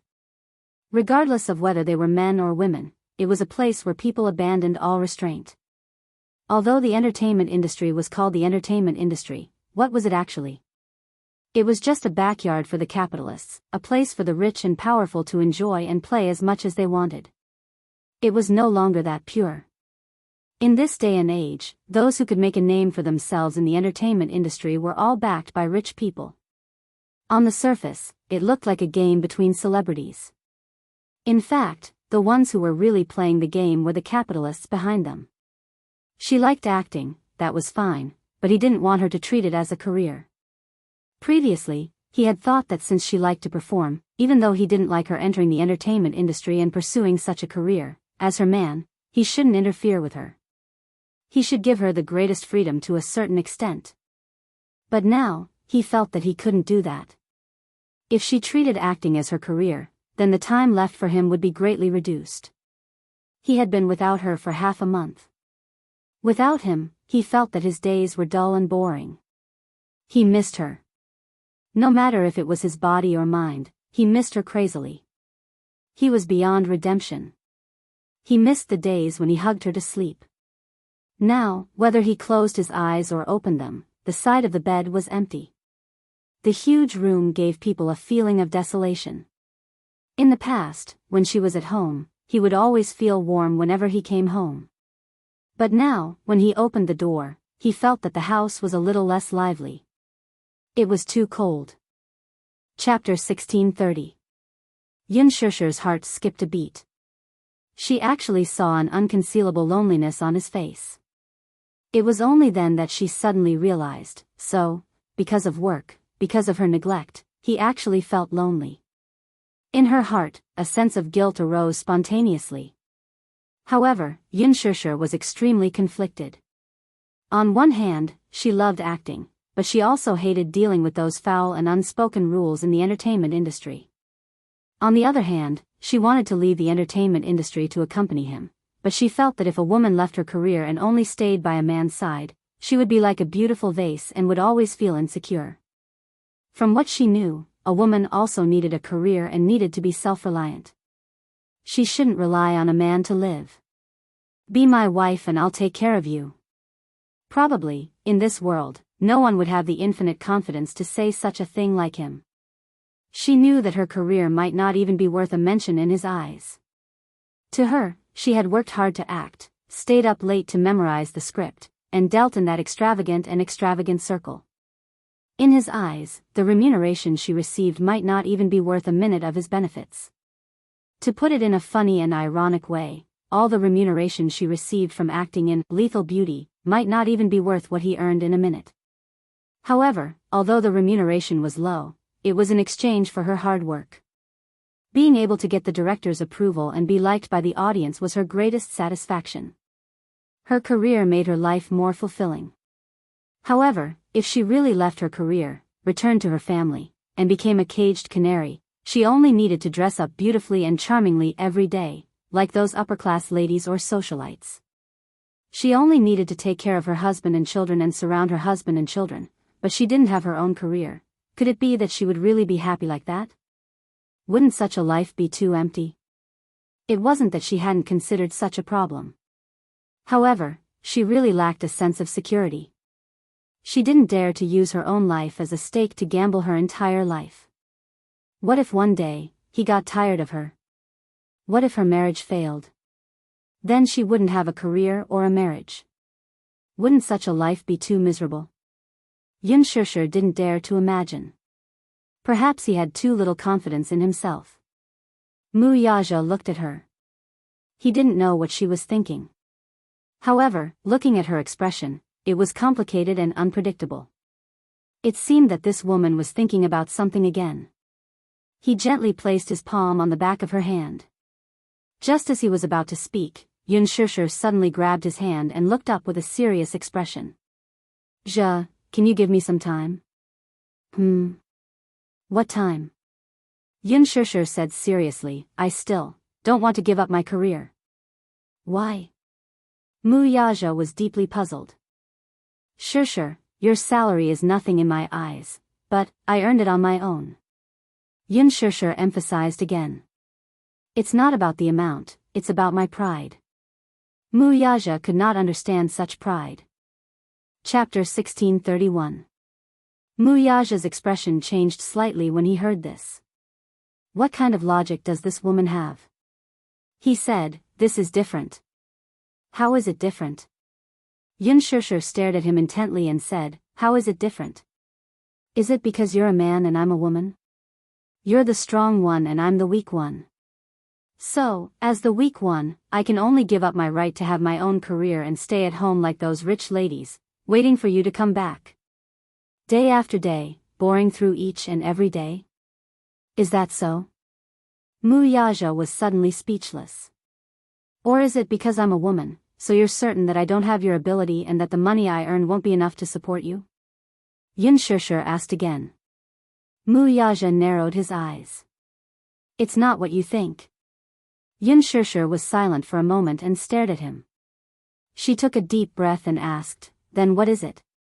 Wuxia pondered for a long time and suddenly said, I just want you to spend more time with me. Xianxia laughed and said in a low voice, but I've never been anyone's personal subordinate since I was born, right? I shouldn't exist just to accompany you, right? Xianxia continued. Wuxia couldn't argue with her.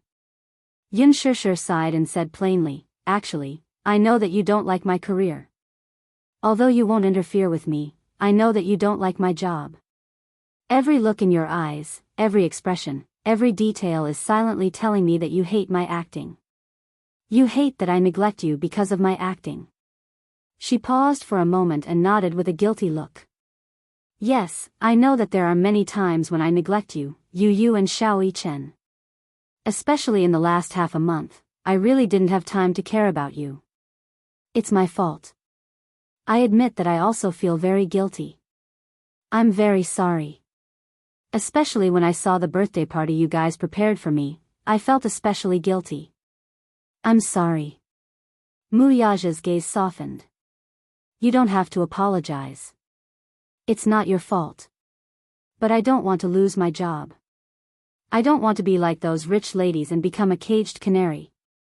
Xianxia covered his hand and pleaded, so, please give me a little more time, okay? I have my own plans, and I have my own plans for the future. Please don't interfere with me, just like how I will never interfere with your career, okay? What's your plan? Xianxia smiled and said, I want to be a director in the future. Also, I hope to set up my own film and television company. I want to invest in my own scripts, shoot movies, and produce films. For now, I'll be an actor for the time being. Once I've accumulated enough capital, I'll work hard to transform into a behind-the-scenes role. If you want, I can fulfill your wish right now. Wuxia held her hand. Yin Shusher's expression froze and her smile turned cold. But right now, I don't have the confidence to run such a big company. At least give me some time to train myself. Mu Yaja remained silent. Chapter 1632. Yin Shusher pleaded, I promise you that I will make adjustments in the future. I will choose between work and family and try my best to take care of all of you. I'm really sorry that I didn't consider your feelings during this period of time. But I promise that I will try my best to avoid such things from happening again. When Mu Yaja heard this, even though he was conflicted, he still decided not to interfere with any of her decisions. He knew her well. This stupid woman lacked a sense of security too much. She could be a rice worm for the rest of her life, but she was stubborn in her bones and was unwilling to depend on anyone to live. Just like Yu. He already had a lot of wealth, but he still hid it from Yin Shusher. Firstly, he did not want her to worry too much about him.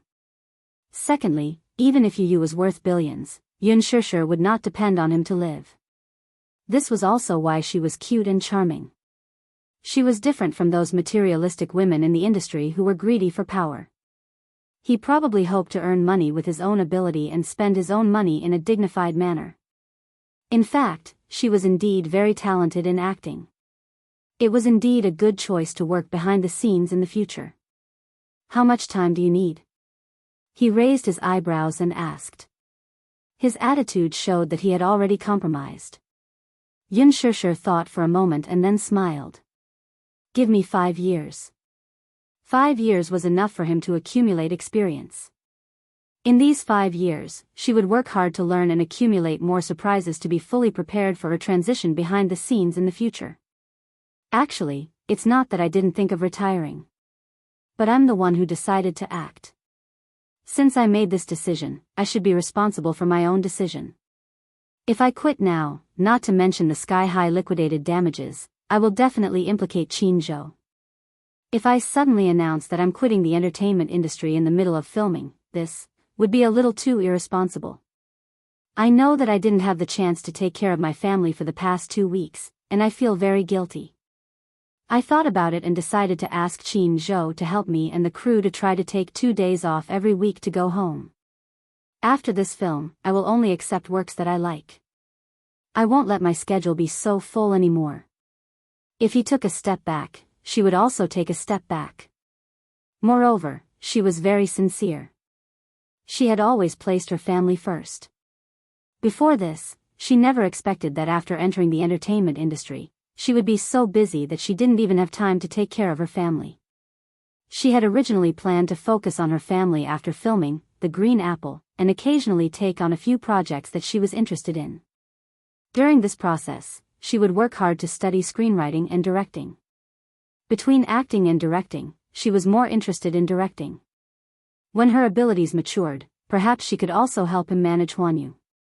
She knew that it would be very tiring, but she was happy to be able to work hard with her own ability. However, she really couldn't do it if she had to rely on anyone to survive.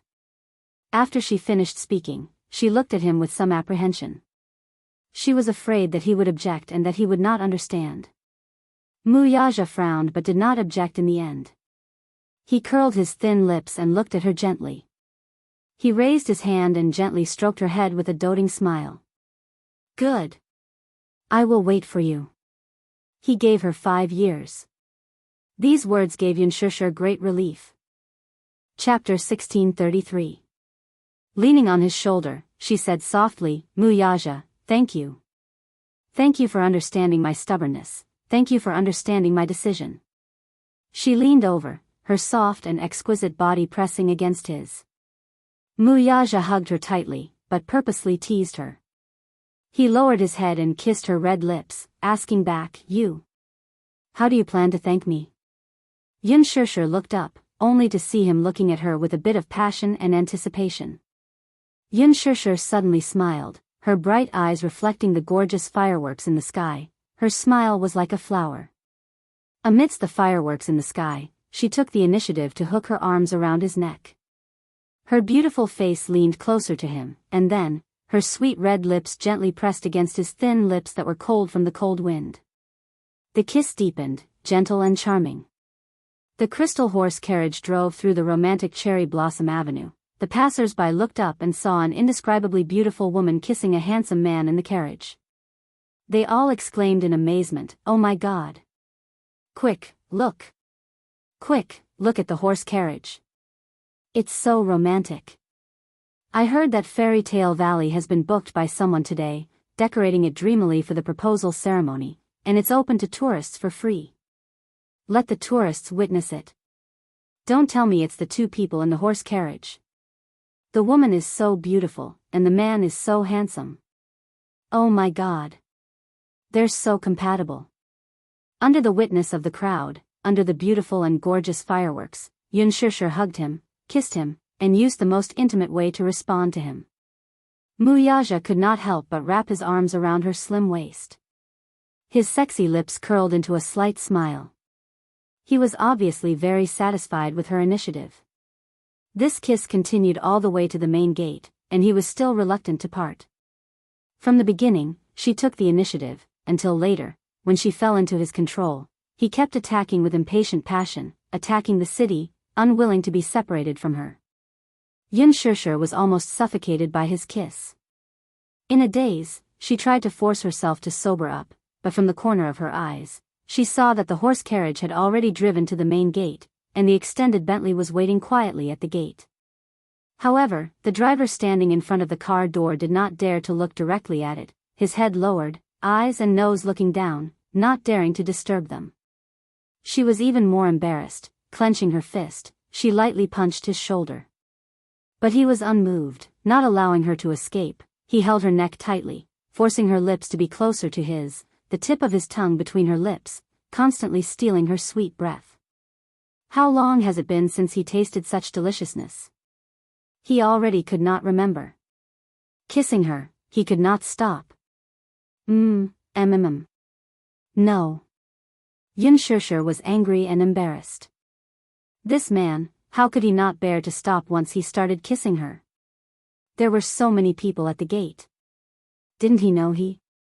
From the corner of her eyes, Xianxia saw that many tourists were either stunned or heckling around the horse carriage, constantly raising the cameras in their hands, trying to capture such a romantic and beautiful scene.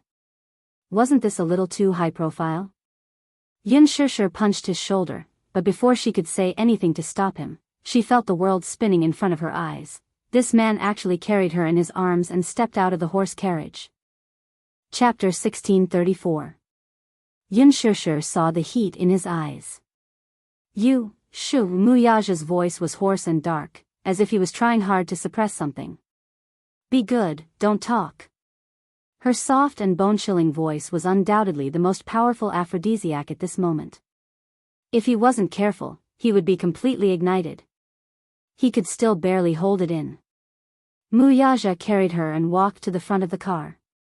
The concierge opened the car door, and he hugged her and stepped into the car. Just as the car door closed, he pressed a button to raise the partition between the driver's seat and the back seat. The covetous look in his eyes made her feel an inexplicable fear. "Wuxia, you," before she could finish her sentence, he pushed her down onto the seat. Immediately after, his tall body pressed down on her. "Don't." She widened her eyes in panic and instinctively reached out to push him away. However, she was resisting, which aroused his desire to conquer her even more. When it came to matters of love, a man's desire to conquer would arise spontaneously from his bones. Moreover, he had to be in control of all the initiative. Even if she resisted, with her small strength, there was no way she could go against him. Moreover, she was going against the current Wuxia. As if he had gone mad, he covered her with his body and fiercely kissed her lips. Like a young man who had tasted the forbidden fruit for the first time, his kiss was impatient and predatory as he constantly sought her sweetness. Xianxia was almost unable to breathe from his kiss. She pushed his chest, but the man's heavy body was like Mount Tai, attacking her like a mountain toppling over. No matter how hard she tried, she still couldn't move an inch. "Hey!" Xianxia struggled uneasily, pushing him away and avoiding him. Wuxia suddenly pressed on her shoulders and opened his handsome eyes. She suddenly looked up and met his deep and endless eyes. The heat in his eyes fell on her face, as if it would burn her. He looked back at her. She stared at him, her eyes as helpless as a fawn's. Her charming eyes were like silk, and her beautiful peach blossom eyes were overflowing with light, rippling with gentle and beautiful emotions. Especially at this moment, it was as if her face was smeared with a layer of rouge. It was so damn charming. The sight of her caused him to feel as if a wave of terrifying numbness was spreading along a certain part of his body, causing his tendons and bones to soften and spread throughout his entire body. He wished for nothing more than to ruthlessly eat her up at this very moment. Looking into his dark eyes, it was as if there were two flames burning fiercely, as if they were going to devour her soul. However, in the end, he managed to maintain his last bit of rationality. Wuxia tried his best to control himself, suppressing the impulses in his body that were ready to explode. He hugged her, but he did not dare to move anymore. Hugging her tightly, his heavy breaths echoed in her ears, one after another, like a ferocious beast eyeing its prey, constantly letting out heavy breaths. She was shy and helpless as he pinned her under his body. Similarly, she did not dare to make any rash movements. She was afraid that if she wasn't careful, she would agitate him instead. Separated by a thin layer of clothing, she could easily feel the change in a certain part of his body. At this moment, it was already as hot as iron. She didn't dare to move even more. Her face was flushed red, and she was so shy that her face and ears were red. What was this? She didn't know whether to laugh or cry. This man was actually so. Chapter 1635. Wuxia hugged her even tighter. Every minute and second felt like an eternity of torture. His tense body was screaming, and the fire in his body was raging. Every second he endured, his breathing became heavier. Who knew what he was enduring? Enduring wasn't his style. If it were in the past, he would have wanted to skin her alive and integrate her into his bones and blood. However, he was afraid of scaring her. He knew very well that this woman did not like to do it in the car. So, to take care of her feelings, he had to endure until they reached the hotel. However, enduring like this was really torturous and painful. The thin layer of sweat on his forehead was seeping from his skin, silently telling her how much pain he was in. Xianxia did not know whether to laugh or cry, and her heart ached. After not seeing her for half a month, he really missed her. Whether it was his body or his heart. Damn it, he missed her.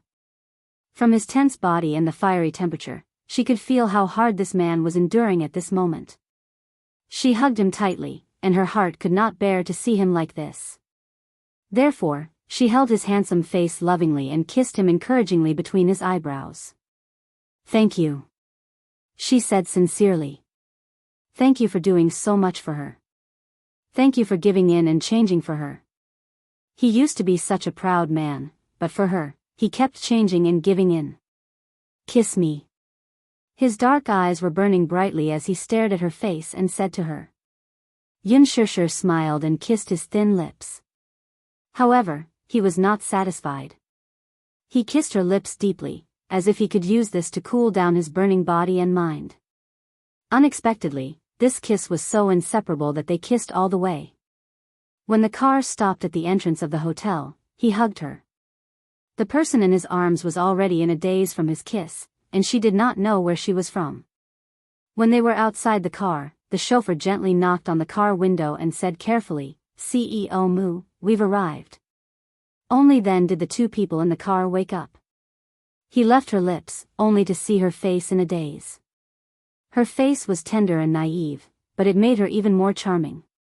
She, on the other hand, felt a little dizzy from his kiss. When she left his lips, her eyes were slightly narrowed and the world was spinning in front of her eyes. His kissing skills were improving day by day, and in front of him, she was like a pitiful newbie. She was still a little inexperienced and was controlled by him, allowing him to dominate her. He couldn't help but smile as he lightly patted her face. "We're here, little fool." Xianxia was still in a daze. She opened her eyes and looked around. When she pulled open the curtains, she realized that the car had stopped.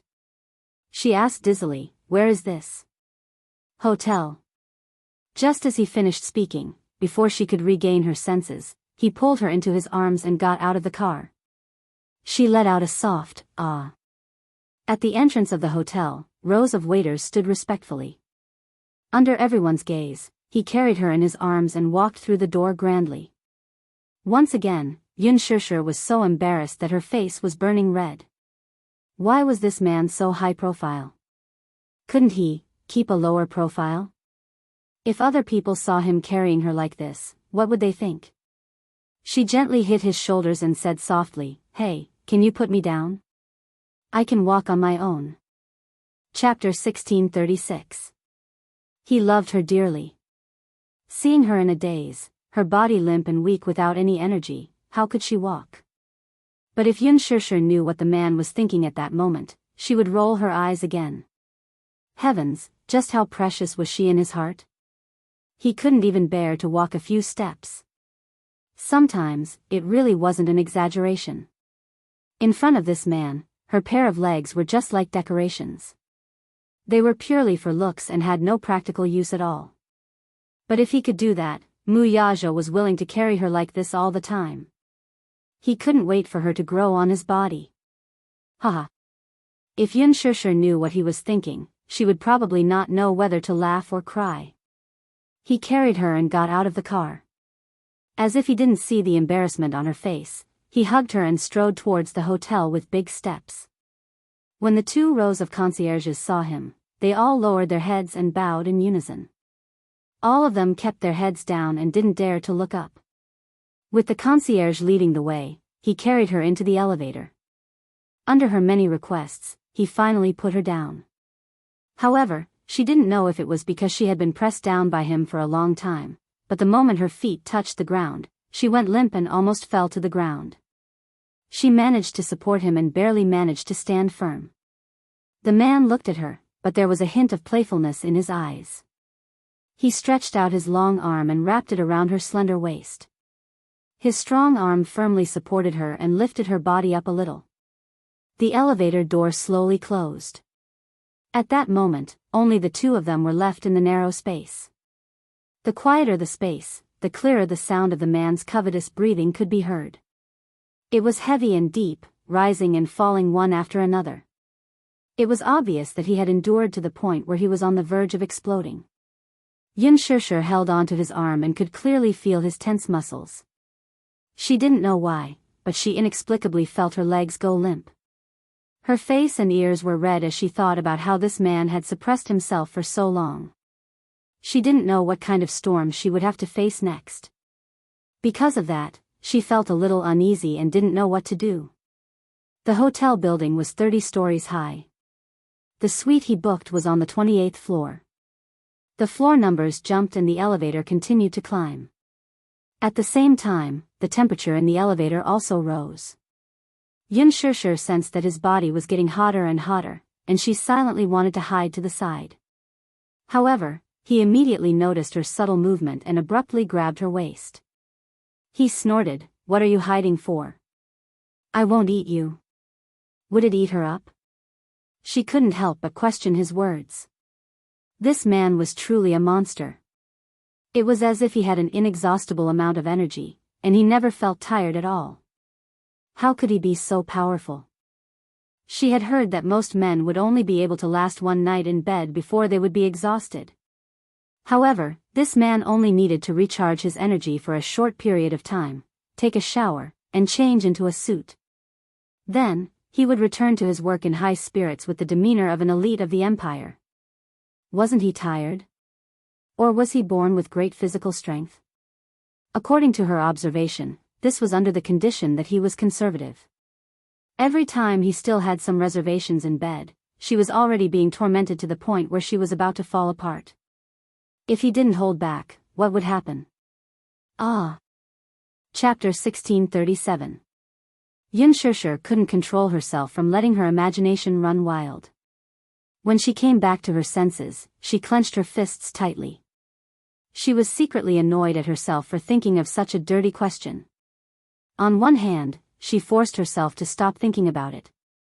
On the other hand, she was extremely curious about this man's physical potential. Was he too strong, or was she too weak? This was a problem. As Xianxia thought about it, she blushed and pursed her lips. She felt that her moral integrity was almost eaten up. She could even seriously probe into such a question. She really didn't know shame. Wuxia glanced at her from the corner of his eyes and saw that her cheeks were flushed red. She was secretly sizing him up while holding her burning hot face. She looked like she didn't know what to do. He didn't know what kind of nonsense was going on in this little head of hers. There was obviously something wrong with her expression. Hence, he asked, "What are you thinking about?" His sudden voice had startled her. She suddenly raised her head and shook her head guiltily. She hurriedly said, "I'm not thinking about any messy questions." Wuxia squinted his eyes suspiciously. She was giving herself away. This stupid woman. He didn't say anything, but she was so nervous. Her words were obviously trying to cover it up. Xianxia had just finished her words when she suddenly realized what she meant by not thinking about any messy questions. She had said such strange words and it would only make him more suspicious. She was so embarrassed that she was about to die. She was as childish and ridiculous as a child. Perhaps it was because she wasn't a match for this man. She had never been good at hiding her thoughts. If there was anything, she didn't know how to hide it properly. Hence, she had become a joke to him. He suddenly closed in on her and wrapped his arms tightly around her waist. Step by step, he pressed on. "Tell me honestly. What kind of nonsense are you thinking about?" I'm really not thinking about any nonsense," the more Xianxia said, the less confident she was. Even she wouldn't believe what she said. As for this man, his skills were so much higher than hers. Obviously, he wouldn't believe what she said. Hence, he leaned over slightly and got closer to her face. Sticking close to her ear, he said seductively, "Say it. Otherwise, I'll do you right now." His words were obviously laced with danger. Xianxia suddenly looked up and met his threatening eyes. She flew into a rage out of humiliation. "You! I didn't just say that." Wuxia smiled like an experienced hunter. His elegance and calmness were akin to that of a prey trapped in the palm of his hand. Moreover, he was full of interest. Xianxia got even angrier. However, under his threat, she lowered her head and said unwillingly, "Nothing much. I'm just curious about one thing, that's all." "What?" She took a deep breath. "You never seem to get tired." Wuxia was stunned. Suddenly, he was amused by her serious look. He immediately guessed what she was secretly probing. "What are you laughing at?" "You little fool. You're too weak." The elevator door opened.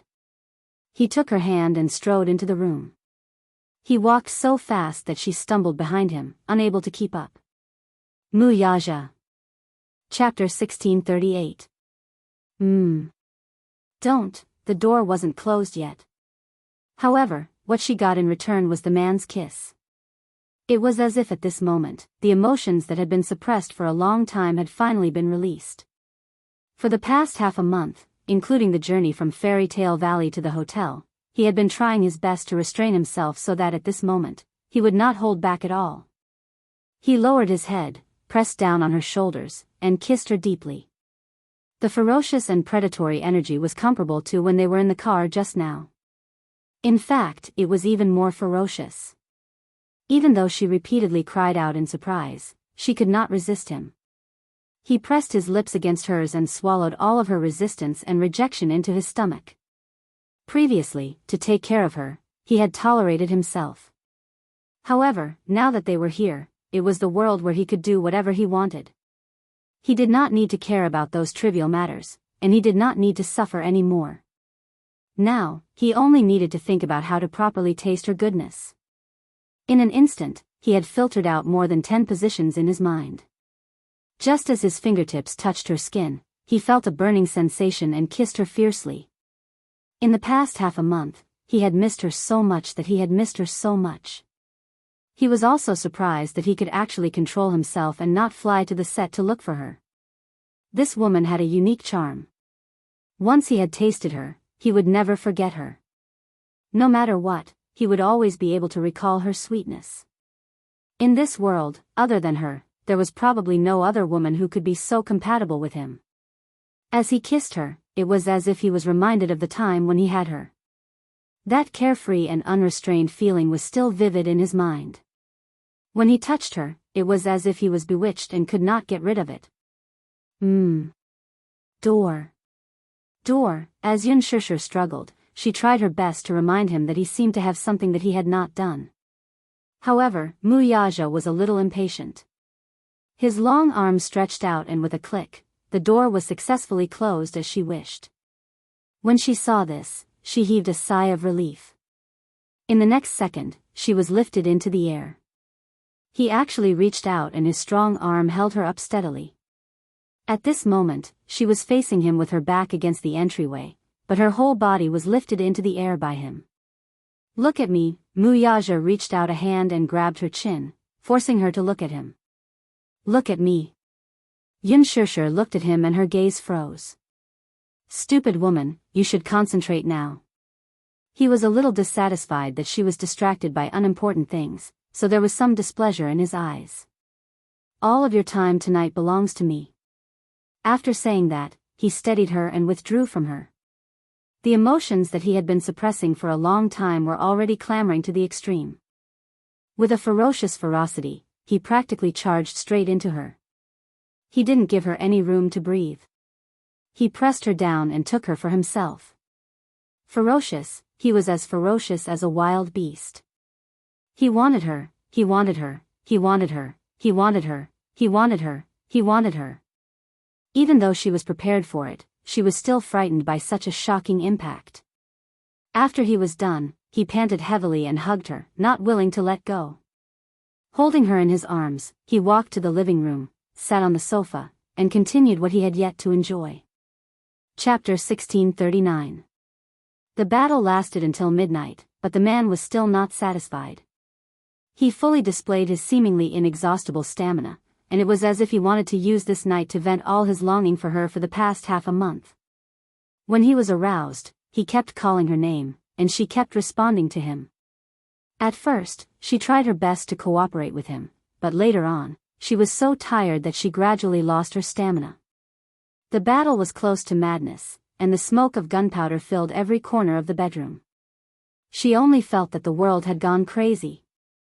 The sky was spinning, and the earth was moving. The whole world seemed to be collapsing, and the earth was shaking. All her rationality was ethereal, and it was difficult for her to return to her shell. Her mind was filled with the thought that he had gone crazy. And she, too, had gone crazy. They had both gone crazy. It was as if their bodies no longer belonged to them. Their bodies were dripping with sweat, and it was sticky. It felt as if the two of them had been fished out of a pool.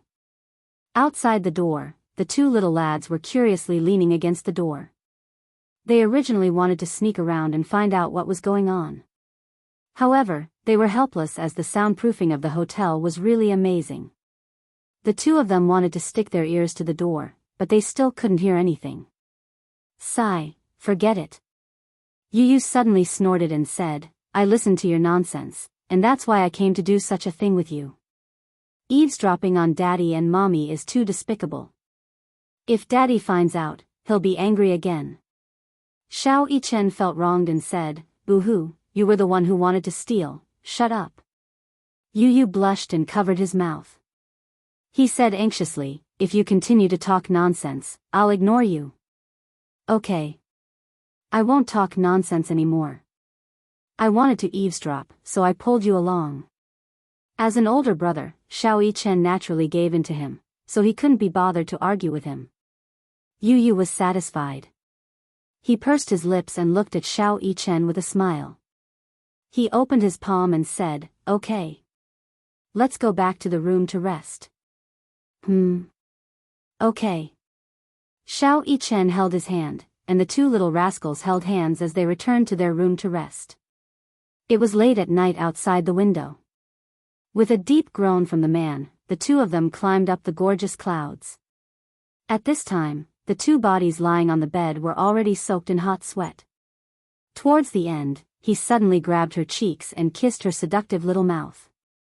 Ugh! Xianxia's cries were all overbearingly swallowed by him.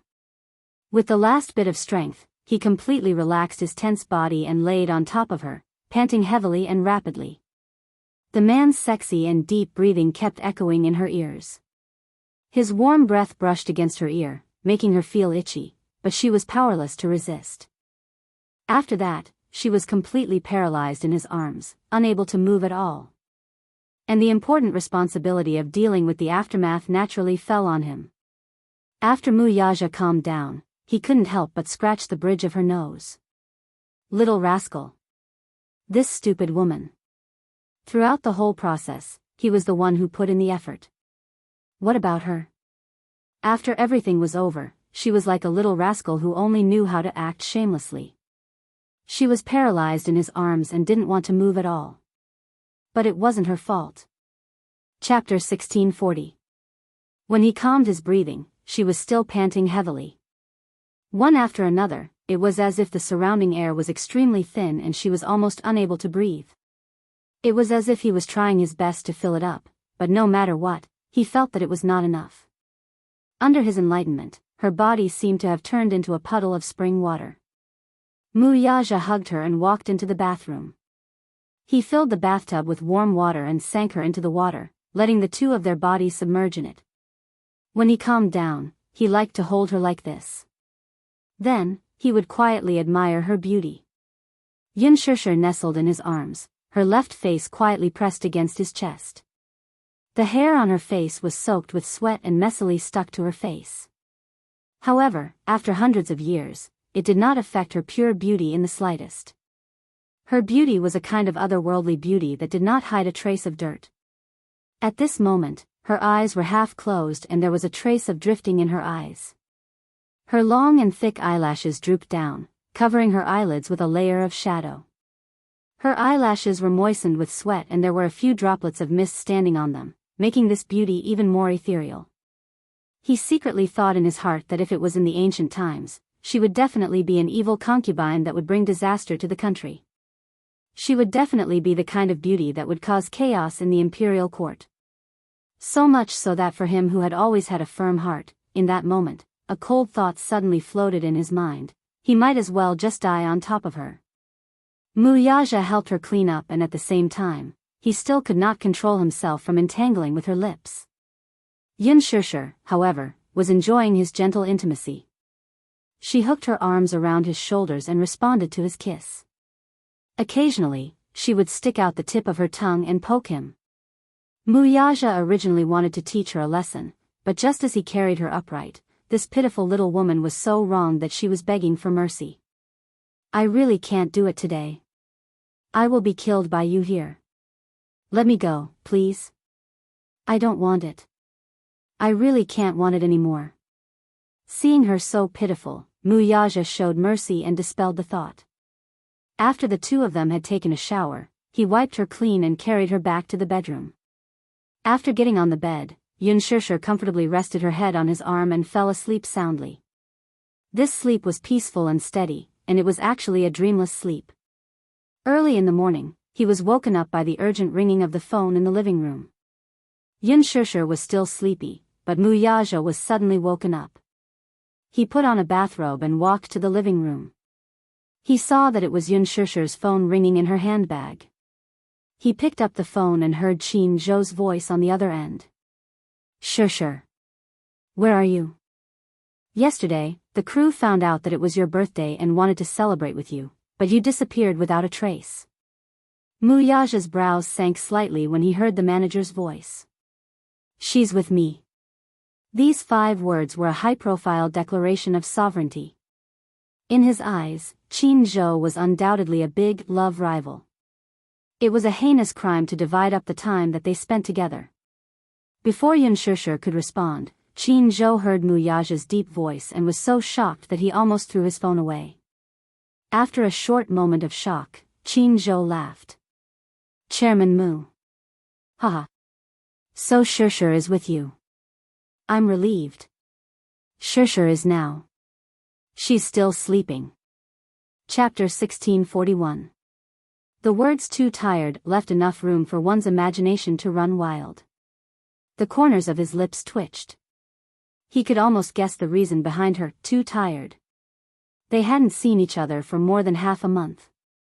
They must have been busy until late last night. Qin Zhou looked down and cleared his throat. Then, he said awkwardly, "Okay. Then. I won't disturb Chairman Mu's rest. By the way, please send my regards to Yun Xianxia on my behalf. Happy birthday."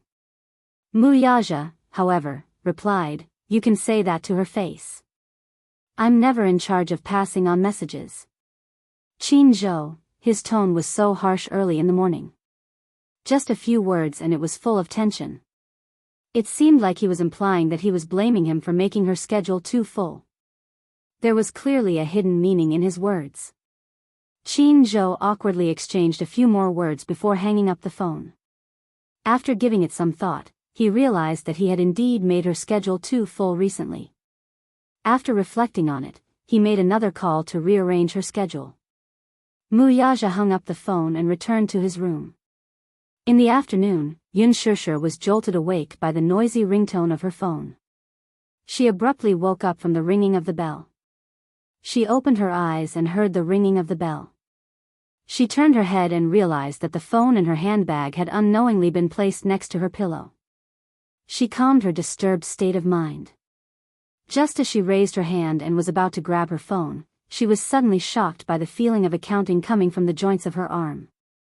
"Tsk. It's so sore." Yun Xianxia frowned and mumbled. She endured the pain and picked up the phone. Yun Yecheng's apologetic voice came from the other end. "Xianxia, are you free this afternoon?" This afternoon. Yun Xianxia looked around the room. Only then did she recall the madness last night and where she was at the same time. The curtains in the room were closed, so she could not see the weather outside the window, nor could she tell what time it was. However, based on her sense of time, she knew that it was very late. When she turned around, the side of the bed was already empty. She didn't know when the man had left. From this, she could deduce that it was already late. Yun Xianxia held her phone and her face suddenly turned pale. She remembered that she had a scene this afternoon. Only then did Yun Xianxia remember that she still had to film a scene today. Yesterday, her scene with Hua Jin had not been completed. Logically speaking, she still had to shoot another scene today. And now, it must be almost noon, right? Oh my God. She had slept so deeply that she had wasted so much time. Why didn't that man remember to wake her up? She had a lot of work to do in the afternoon. She didn't know if she could make it in time. "Xianxia." On the other end, Yun Yecheng's voice snapped her out of her daze. Yun Xianxia suddenly came back to her senses and smiled. "Daddy, I'm listening. I should be able to get to the train station this afternoon. However, I have a lot of luggage, so it's not very convenient. So, I wanted to ask if you have time to come over and help your uncle." After saying this, he paused for a moment before quickly adding, "It's okay if you're really busy. If you really can't make it, you can take a taxi back." Yun Xianxia was a little conflicted. She had a scene in the afternoon. However, she really couldn't bear to see her father rushing, so she asked, "What time will you reach the station in the afternoon?" Chapter 1642. "All right. Don't worry, give me a call when you arrive, and I'll come over to pick you up. Do you have anything on in the afternoon? If you have something to say, then just let it go." The man persisted, still thinking of her best interests. Yun Xianxia laughed. "What can I have on?" "Dad, don't worry. I'm free this afternoon." He smiled, feeling touched by her thoughtfulness. After giving her a few more words of advice, he hung up the phone. She looked at the time and saw that it was 11:30 p.m. Hence, she hurriedly dialed Director Gu's number. She wanted to ask when the afternoon shoot would end, but the man politely said, "Xianxia, it was your birthday yesterday. I wanted to arrange for everyone in the production team to celebrate your birthday, but unfortunately, I don't know where you went afterward. Since it's your birthday, I'll give you 2 days off. Have a good rest today and tomorrow. Report to the production team the day after tomorrow. The man's kind words gave her a huge shock. To be honest, she was a little dumbfounded. In reality, she had called Gu Xiaoyang to ask for a day off, but when she thought about how she had left the set without permission yesterday, she braced herself for a harsh scolding. Trembling with fear, she waited for Gu Xiaoyang to give her a good scolding. After all, the production team clearly stated that no one was allowed to leave the set without permission. It was the same as clocking in at work, one was not allowed to leave without permission. Yesterday, she had left the set without saying a word. Logically speaking, Director Gu would definitely criticize her for speaking on her own. He would also give her an appropriate punishment. In the end, he would make an announcement to the entire set to punish her as an example to others. However, he didn't expect Gu Xiaoyang to be so reasonable after this phone call. He even approved 2 days of leave. 2 days of leave. Did the sun rise from the west? This was a rather luxurious treatment that only A-list stars or protagonists could enjoy. Yun Shishir was ecstatic. Although she had an unfinished scene and felt a little uncomfortable with the unfinished work hanging there, these few days were indeed too tiring for her. She needed time to rest properly. After half a month of continuous filming, she was already exhausted. She had applied for leave several times, but the director did not approve it. She did not expect to be granted leave today. Yun Shishir was so excited that she couldn't calm down. She put down her phone, sat up, and lifted the quilt to get out of bed. However, just as she lifted the quilt, she suddenly saw the ambiguous marks on her body. Especially the base of her thighs, there were actually bruises. She was so embarrassed that she couldn't even show her face. Her skin was very white and tender. Even if she was casually pinched without using any strength, it would leave an eye-catching mark. Not to mention the unrestrained battle last night. When she thought of this, Yun Shishir felt extremely embarrassed. When she got off the bed, the moment her toes touched the ground, she almost fell down. Oh God, her thighs were sore and swollen, and her waist was so soft. She didn't know what had happened to her body after that night. When he got off the bed, his whole body was in a daze, and there was even a faint feeling of lack of oxygen. Rather than saying that he was crushed by the wheels, it would be more appropriate to say that his entire body felt like it was falling apart. At this moment, even moving his arms was strenuous. Yun Shishir calmed down, gently massaged her waist, took a deep breath, and got off the bed. Chapter 1643. Pushing open the door, she was greeted with a room filled with warm sunlight. The sun was shining brightly outside the window. This was a luxurious suite that included a small business conference room, a living room, a bedroom, a bathroom, and a study room. Yun Shishir put on a bathrobe and walked into the study room. She saw Wuxia sitting in front of the computer, staring intently at the screen. He was so focused that he didn't realize that Yun Shishir was standing behind him. It was only when she leaned against his back and wrapped her arms around his shoulders that he suddenly realized that she had entered the room without him knowing. Are you busy? Yun Shishir rested her chin on his shoulder and looked at the computer screen in front of him, only to realize, to her annoyance, that the files on the screen were actually a series of densely packed financial reports. Just looking at them gave her a headache. It turned out that he was dealing with the company's quarterly financial reports. She said guiltily, "Did I disturb you?" Wuxia smiled and patted the back of her hand gently. His voice was gentle as he asked, "Why don't you rest for a while? If you continue sleeping, it'll be night soon." Yun Shishir paused and laughed. "Why didn't you wake me up when you were awake?" Wuxia raised his eyebrows and said innocently, "I saw that you were sleeping soundly and even snoring like a little pig. That's why I didn't wake you up." Snoring?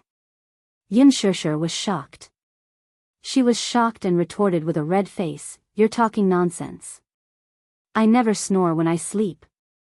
Why didn't you snore?" Wuxia wanted to tease her, though, so he said in all seriousness, you're snoring really badly. Like a little pig. When I called you, you even smacked your lips. You don't look like a lady at all. She panicked. He was so serious that Yun Shishir believed his words without a doubt. She really thought that she really snored when she slept. Oh my God. She snored? It was so embarrassing to snore when sleeping. In her impression, snoring while sleeping was a coarse behavior that only middle-aged men would have. She had always valued her bearing.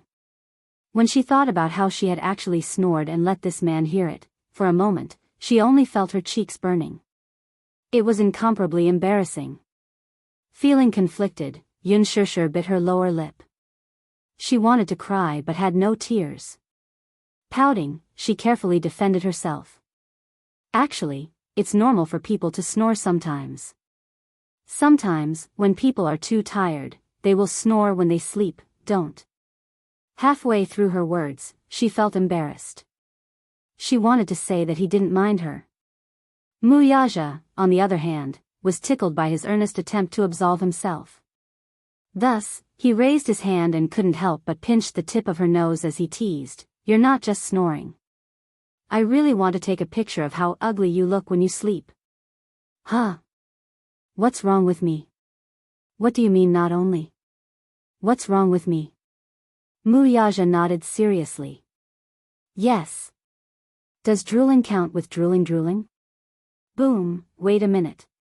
Yun Shishir's face flushed red. Why was she drooling? Yun Shishir was so shocked that she instinctively touched her mouth, but she didn't feel any saliva stains. Chapter 1644. Wuxia slapped her hand away. Stop touching. When I woke up in the morning, your saliva was all over my arm. I used a towel to wipe it clean for you. He said it so seriously that Yun Shishir believed him even more. With a dejected look, she said, Why was I salivating? I really don't know. As she said that, she bit her lips in annoyance and cried out in her heart. It's over, it's over. Her ugly sleeping state was actually seen by this man. Yun Shishir was very concerned about her image in his heart. Salivating and snoring. Why was she like those middle-aged men who picked their feet when she was asleep?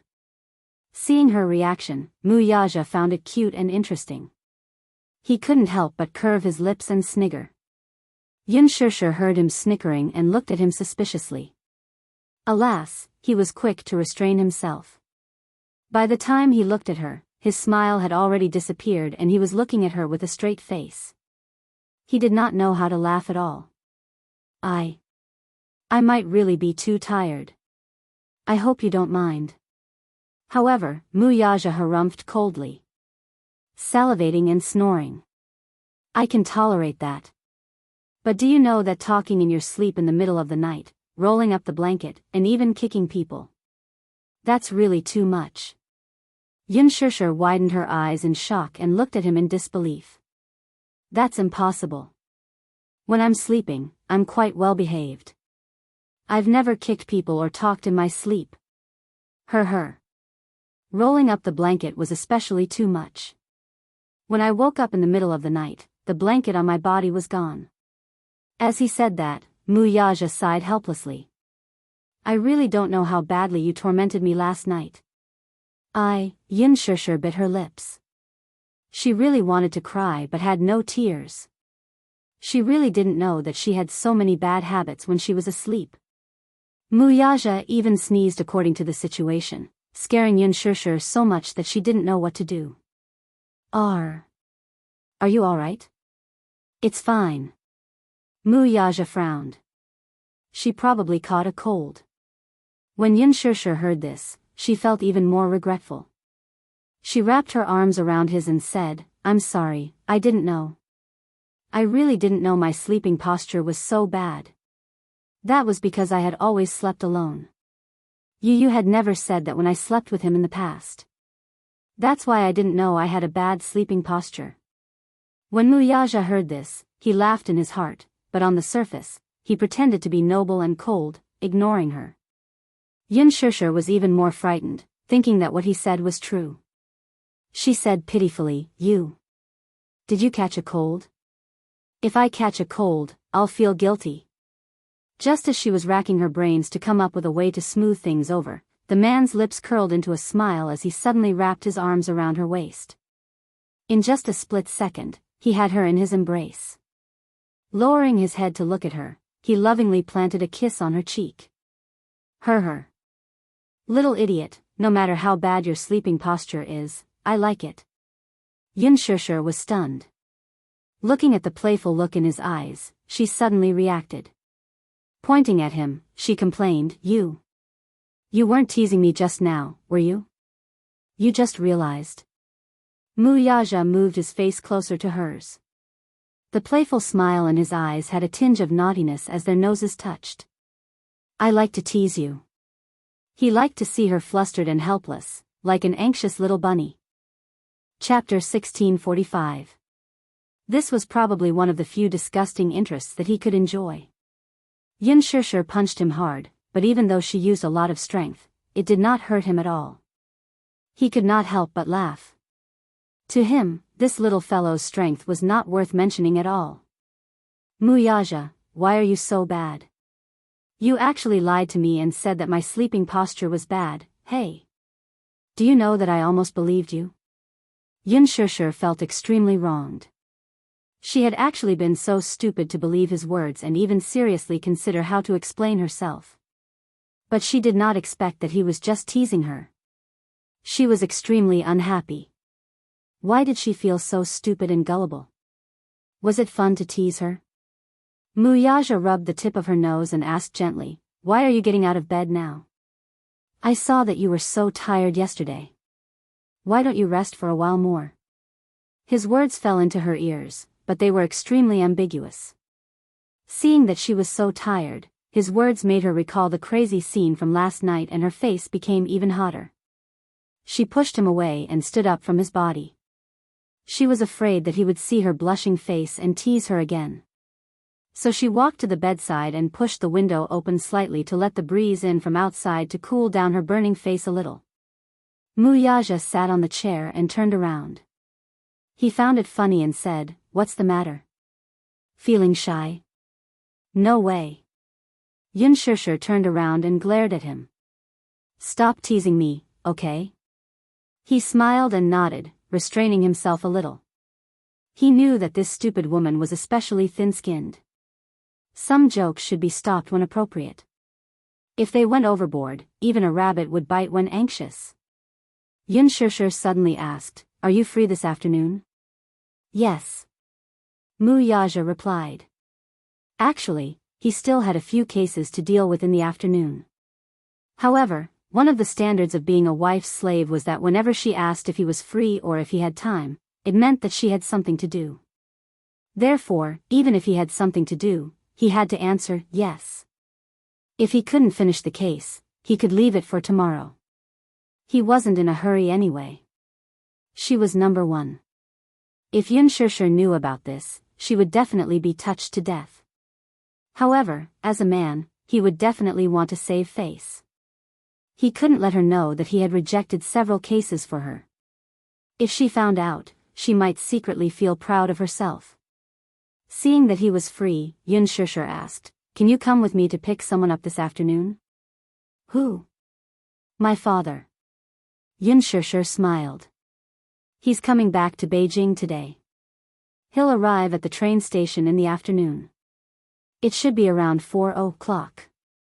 If you're free, come with me to pick him up. Wuxia smiled. Okay, I'll accompany you. When Xianxia heard this, she was in a good mood. However, she suddenly thought of something and asked again, Are you really free this afternoon? I see that you are usually very busy. I happen to be free this afternoon. Okay. Love you. She hugged him by the shoulders and gave him a kiss before running to the bedroom to report to her father on the phone. Sure, can you prepare 2 cars this afternoon? No problem. Do you have a lot of luggage? It's like this. Chapter 1646. Xianxia was taken aback by his words. Yin Yeqing found a secluded place and explained his purpose for coming. It turned out that Yun Yeho had initially refused to go to the capital for no other reason than that he knew what his wife was up to.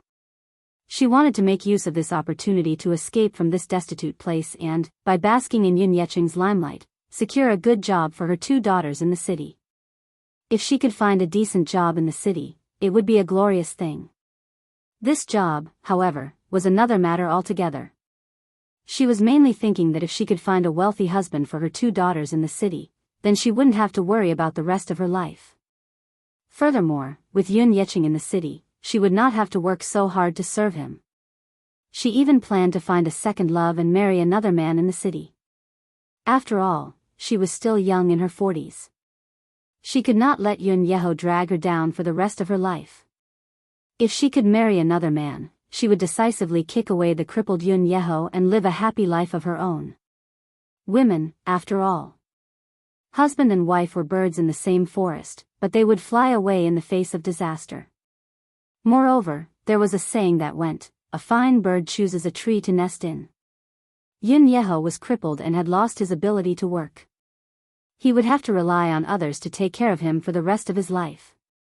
She did not want to be a coolie, so she naturally had the idea of looking for a better job. How could he not see through her thoughts?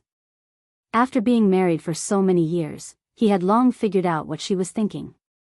Moreover, he was now crippled, so his mind was very sensitive. When a person reached this stage, they would be able to see things and people clearly. It was especially so at this time that one could see through people's hearts. Therefore, he did not want to be a burden to Yun Yeqing, so he repeatedly emphasized that he would stay in his hometown and not go to the capital. Alas, no matter how his wife and daughters persuaded him, he would not waver. His wife was almost angered to death by him. In the end, it was Yun Yeqing who came to persuade him. He told him, "Brother, I'm bringing you to the capital so that I can take better care of you. It's been hard on you these past few decades, I'm the one who made you suffer. You don't have to worry about whether going to Shangjing will bring me any burden or trouble. This isn't something you should be worried about. Moreover, you're my younger brother. This is what I should do.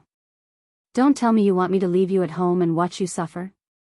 How can I, as your older brother, stand by and watch? I've seen everything you've done for the past few decades.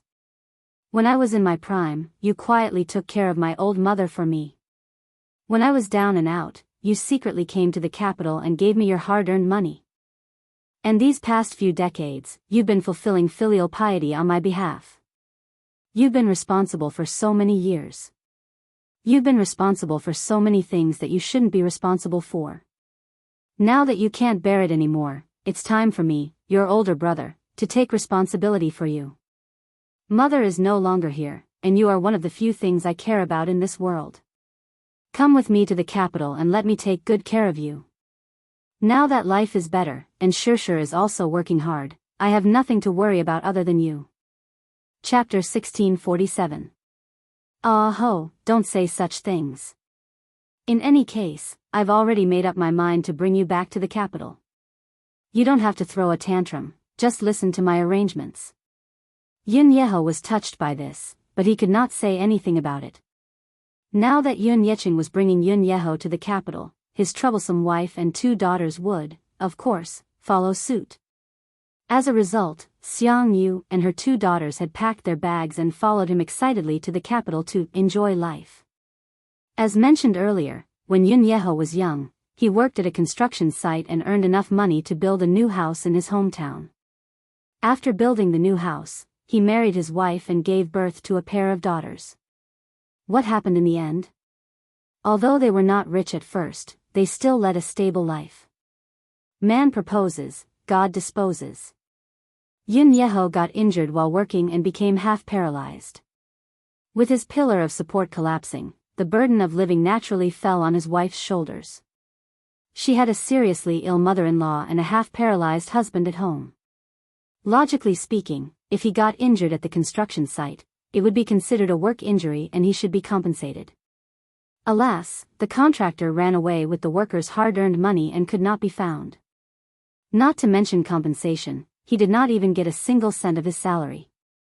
As a result, he could only enjoy some subsidies from the village and rely on the few acres of farmland at home for his income. His wife was willing to work hard without complaint at first, but as time passed, she began to complain. Others were gradually leading better lives, but what about her? It was bad enough that her husband was useless, but he even became half paralyzed while working at the construction site. Was this not equivalent to living as a widow?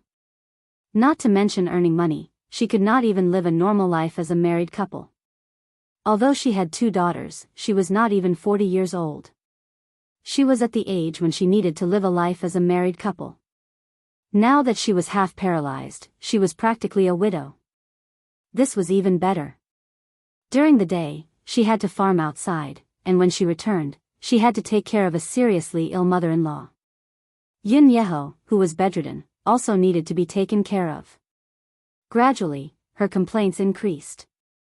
As a woman, she was also bullied outside. After all, the only man in the family had collapsed, so the villagers looked down on her and often made things difficult for her. At this time, one of her daughters failed to enter a university, so she sent her to work at the factory. As for the other, she was more promising and managed to enter a university. In the end, when she found the passbook at home, she found that the money in it had disappeared without a trace. With the passbook in hand, Xianxia went to Yun Yeho's sickbed and questioned him about the whereabouts of his money. Yun Yeho's mind at first. Later on, Xianxia threw a tantrum at home, smashing pots and bowls, which alarmed her 2 daughters. It was only then that Yun Yeho stuttered and explained that when Yun Yeqing's family was in dire straits a year or 2 ago, he had secretly given him a sum of money to tide him over when he went to the capital to visit his relatives. How could his wife let it go when she heard that? She began to pester him to ask Yun Yeqing for the money back. Yun Yeho refused. First, it was because he would lose face. The money had already been given out, so how could he ask for it back? Chapter 1648.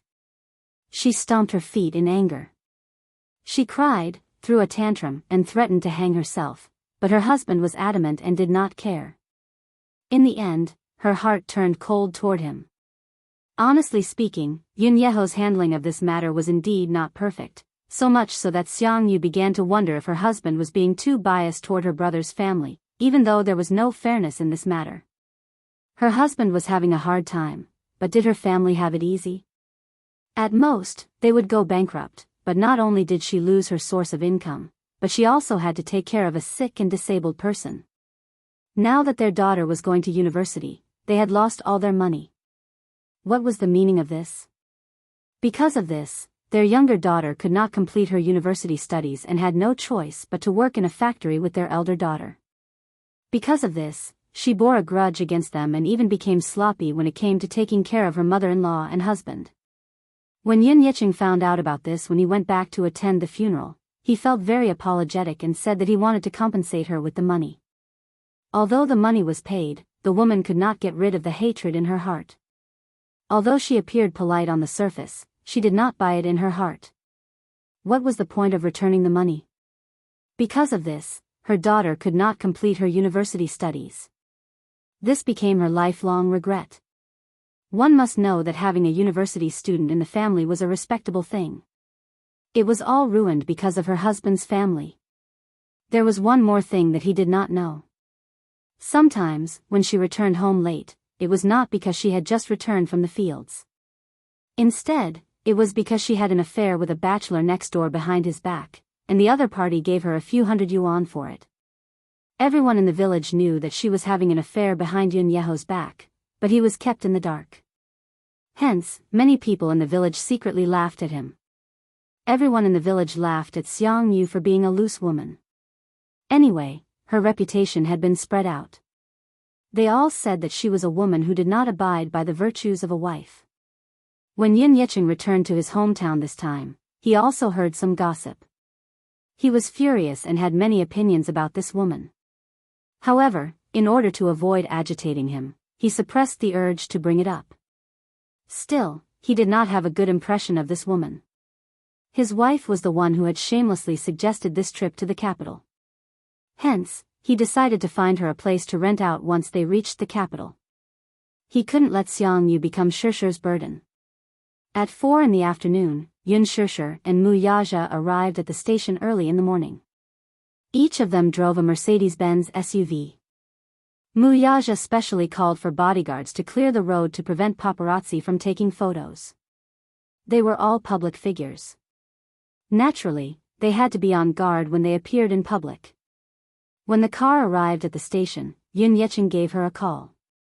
Yun Yecheng was stunned to see Mu Yaja, who was dressed in casual wear, standing in front of him, looking tall and slender. He then looked at Yun Shishir with suspicion in his eyes. Shishir, isn't this your university professor? Yun Shishir coughed and said, Dad, let's go home first. There are too many people here, so it's not convenient to talk. All right. Yun Yecheng nodded and then turned to the wheelchair-bound Yun Yeho. Ah-ho, this is Shishir. Can you still recognize her when she grows up? Chapter 1649. Yun Yeho stared at her for a long time before realization dawned on him. Oh, my. Shishir. It's really you. I recognize you. He grabbed her hand and patted it as he lamented, Shishir has grown up and is even prettier than when she was young. A girl changes 18 times between childhood and womanhood. Tears welled up in his eyes as he lamented. Xiangyu and Yun Yeho's daughters, who were standing behind them, had ugly looks on their faces. However, they quickly suppressed their feelings of discomfort. Inwardly, Xiangyu thought, we're not his daughters, so why is he being so affectionate? Yun Shishir glanced at her mother and her two daughters behind her before walking up to them with a smile. This must be Auntie, right? Nice to meet you, Auntie. Xiangyu smiled. Of course, she had to do it well. She said enthusiastically, oh, Shishir. It's you. Look, you've changed so much since you've grown up that Auntie couldn't recognize you. At the side, her eldest daughter, Yun Qingmiao, suddenly asked, Sister Shishir looks different from when she was young. I can't tell. Yun Qingmiao was 3 years older than Yun Shishir and had met her once when she was young. Her other daughter, Yun Qinli, said disapprovingly, Sis, how many years has it been since you last saw Shishir? You must have forgotten how she looks like. Yun Shishir smiled and sweetly greeted, Sister Qingmiao, Sister Qinli. The two sisters went forward and shook hands with her, but for some reason, Yun Qinli looked at her strangely. Yun Qinli didn't really like her. After all, if not for Yun Yecheng's matter, she would not have failed to attend university and become a laughingstock. Mu Yaja walked forward, but when he appeared in front of the sisters, he instantly attracted the attention of the mother-daughter trio. He was too dazzling. Even though he was wearing sunglasses and a low-key casual outfit, standing silently beside Yun Shishir, it was hard to ignore his powerful aura. His presence was too strong. Yun Qinli had only noticed Yun Shishir at first, but Yun Qingmiao, on the other hand, had been sneaking glances at him from the start. Oh God, this man is so handsome. He was dressed so fashionably. Looking at the leather jacket he was wearing, it was obvious that it was expensive. Everything he was wearing was branded, right? This man must be very rich or has a good family background, right? Could it be Yun Shishir's boyfriend? Xiangyu also noticed him. She tugged on Yun Shishir's sleeve and secretly asked, this. Yun Shishir was once again put in a difficult position. At the side, Mu Yaja said expressionlessly, hello Auntie, I am Shishir's husband. The sudden sound made Yun Shishir choke on her saliva. Cough. She snapped back to reality and glared at him unhappily. This man, how could he talk to himself? He had just proposed and had yet to register his marriage. How could he be considered her husband? Mu Yaja received her angry glare and smiled. What's wrong? Why are you so shy? Husband? Everyone exclaimed in unison in shock, but they all cast their gazes on them in disbelief. No one was more surprised than Yun Yecheng. This man, wasn't he her university professor? Why did he return to his hometown to visit his family for only a few months and become her future son-in-law? Yun Yeho's eyes widened as well. Chapter 1650. Xianxia pressed on. That's right. I haven't heard that you're married in our hometown, and there's no wedding banquet either. Have you guys registered your marriage? Xianxia was a little embarrassed as she answered, We haven't registered our marriage yet. Everyone's expression became even weirder when they heard that. Xianxia, in particular, furrowed his brows and glared at his future son-in-law as if he were looking at a love rival. He was somewhat suspicious, afraid that the latter was a bad guy who had appeared out of nowhere to kidnap his daughter. His eyes were full of wariness as he sized him up. Wuxia also sensed the unfriendliness in his father's gaze. He turned to look at him and gave him a deep smile. On the other side, when Xiangyu heard Xianxia's words, she was a little picky. How can you be considered my husband when you haven't registered your marriage?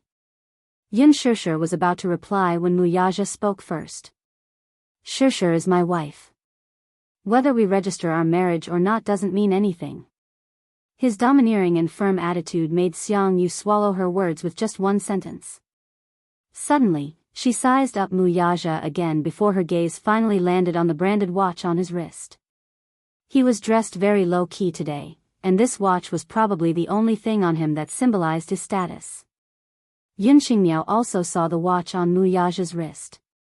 Startled, she leaned close to her mother's ear and whispered, Mom, this man seems to be very rich. He's wearing a Vacheron Constantine watch. This watch costs at least a few 100,000 yuan, and the more expensive ones cost millions. Vacheron Constantine? Her mother was shocked and even more incredulous. She had never heard of this watch. Xianxia only knew about it because the boss of the factory she worked at wore this watch. She heard that it cost a few 100,000 yuan. It was so expensive that it cost millions. She had never seen it before, though. What watch? One for a few million? At this moment, the way she looked at Wuxia changed slightly. There was an unusual sizing up and satisfaction in her eyes. He. Why don't I know that Xianxia has a boyfriend? Xianxia, this is a major event in your life. Look at your father, he seems to be kept in the dark. Did you not tell him about it? If you ask me, before she could finish her words, Wuxia lost his patience and interrupted her. Xianxia and I don't need you to worry about our marriage. I've already ordered people to pick an auspicious date. I'll give Xianxia a perfect wedding. Once again, Xiangyu's words were blocked. She had nothing else to say, and her expression was a little awkward. Yin-Yeho, who was standing at the side, said, You talk too much, Xiangyu. It's not up to you to worry about Xianxia's boyfriend. She was embarrassed. Yin-Yeqing kindly replied, Hey, don't say that. I'm just concerned about Xianxia. Xiangyu rolled her eyes inwardly. Care my ass. Who's asking you? Xianxia and Yin-Qinli, who were standing at the side, looked at each other and kept quiet. Yin-Qinli, in particular, felt even more indignant. I hate this Xianxia. If not for Yin-Yeqing's family, she would have gone to university.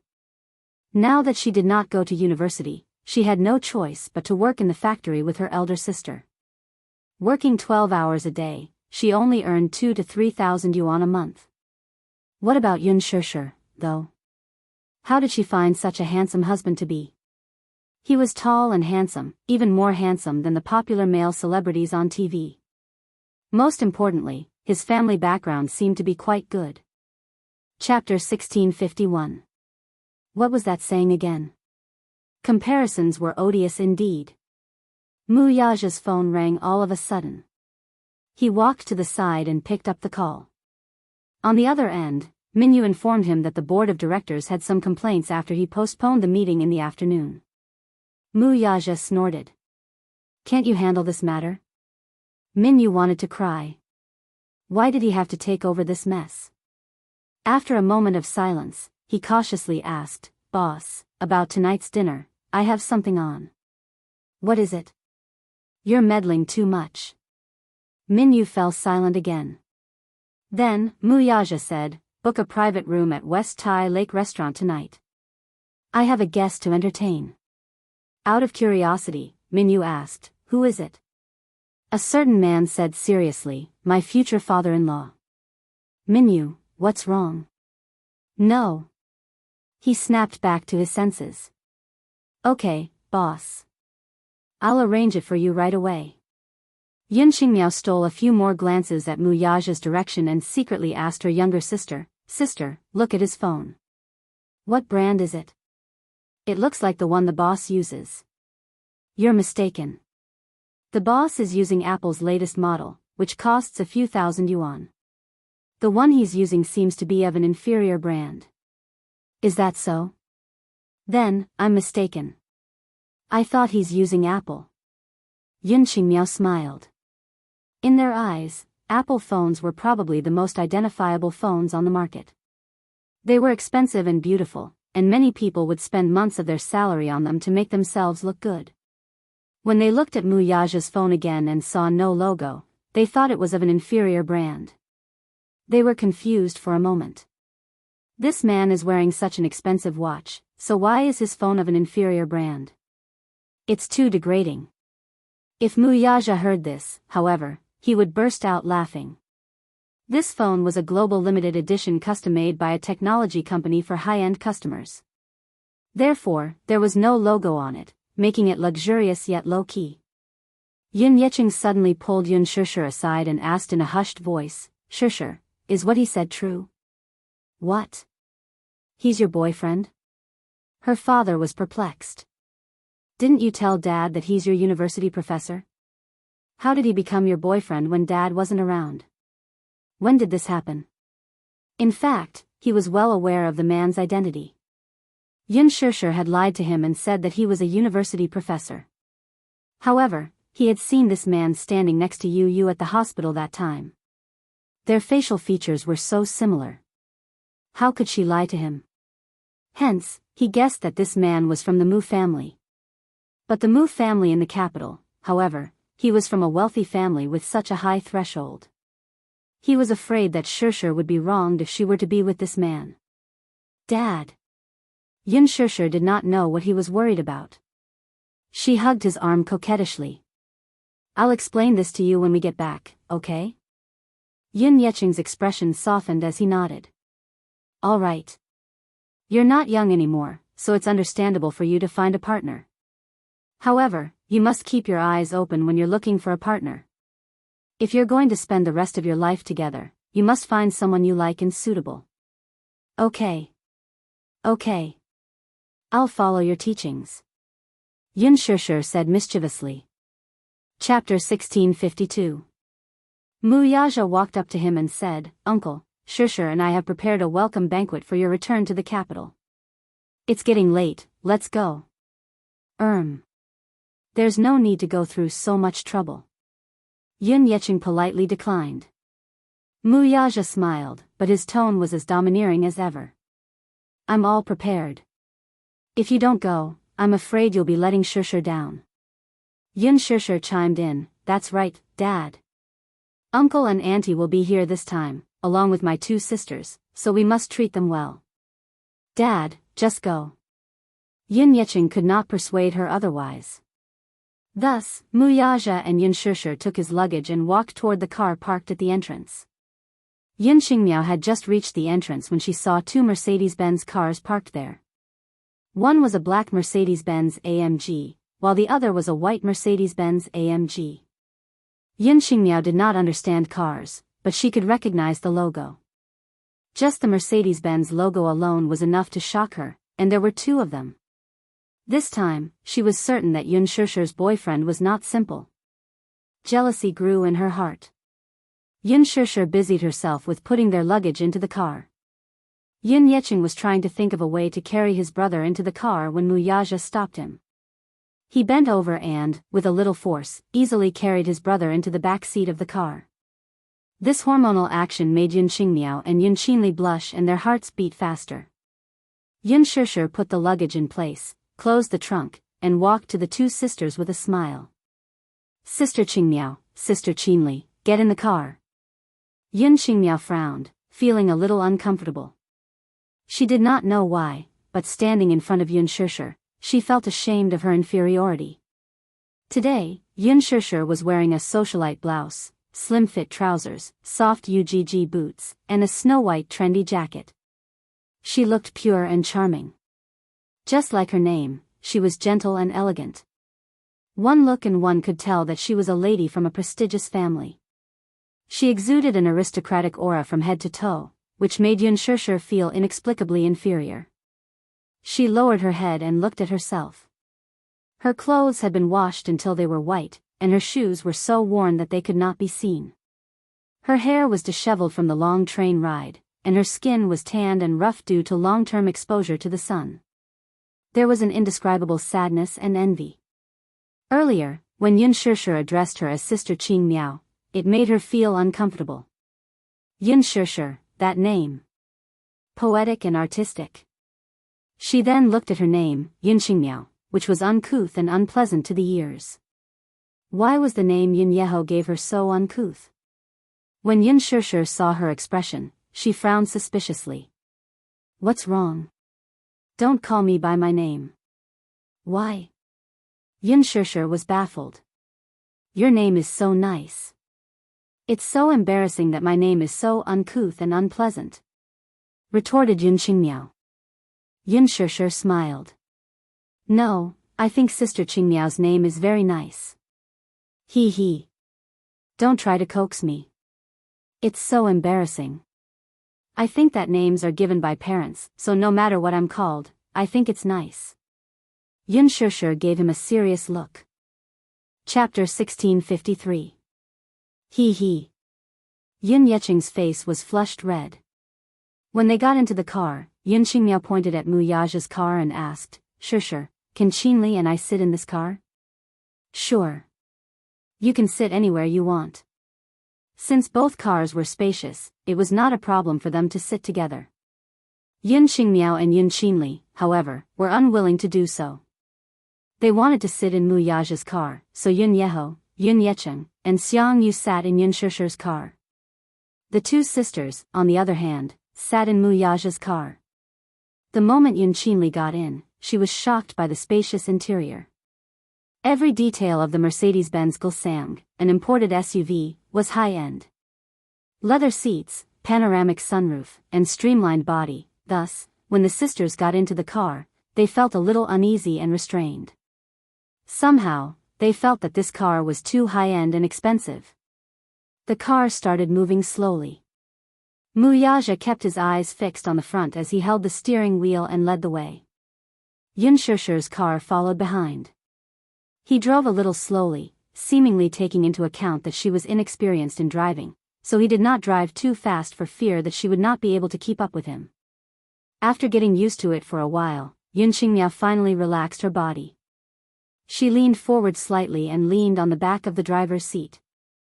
Through the rearview mirror, she silently sized up Mu Yaja's side profile. He had an arrogant lower jaw and flawless facial features. He was handsome and resolute, and his eyes exuded an incomparably noble and arrogant aura. She could not help feeling a little infatuated. She had never seen such a handsome man before, especially this man.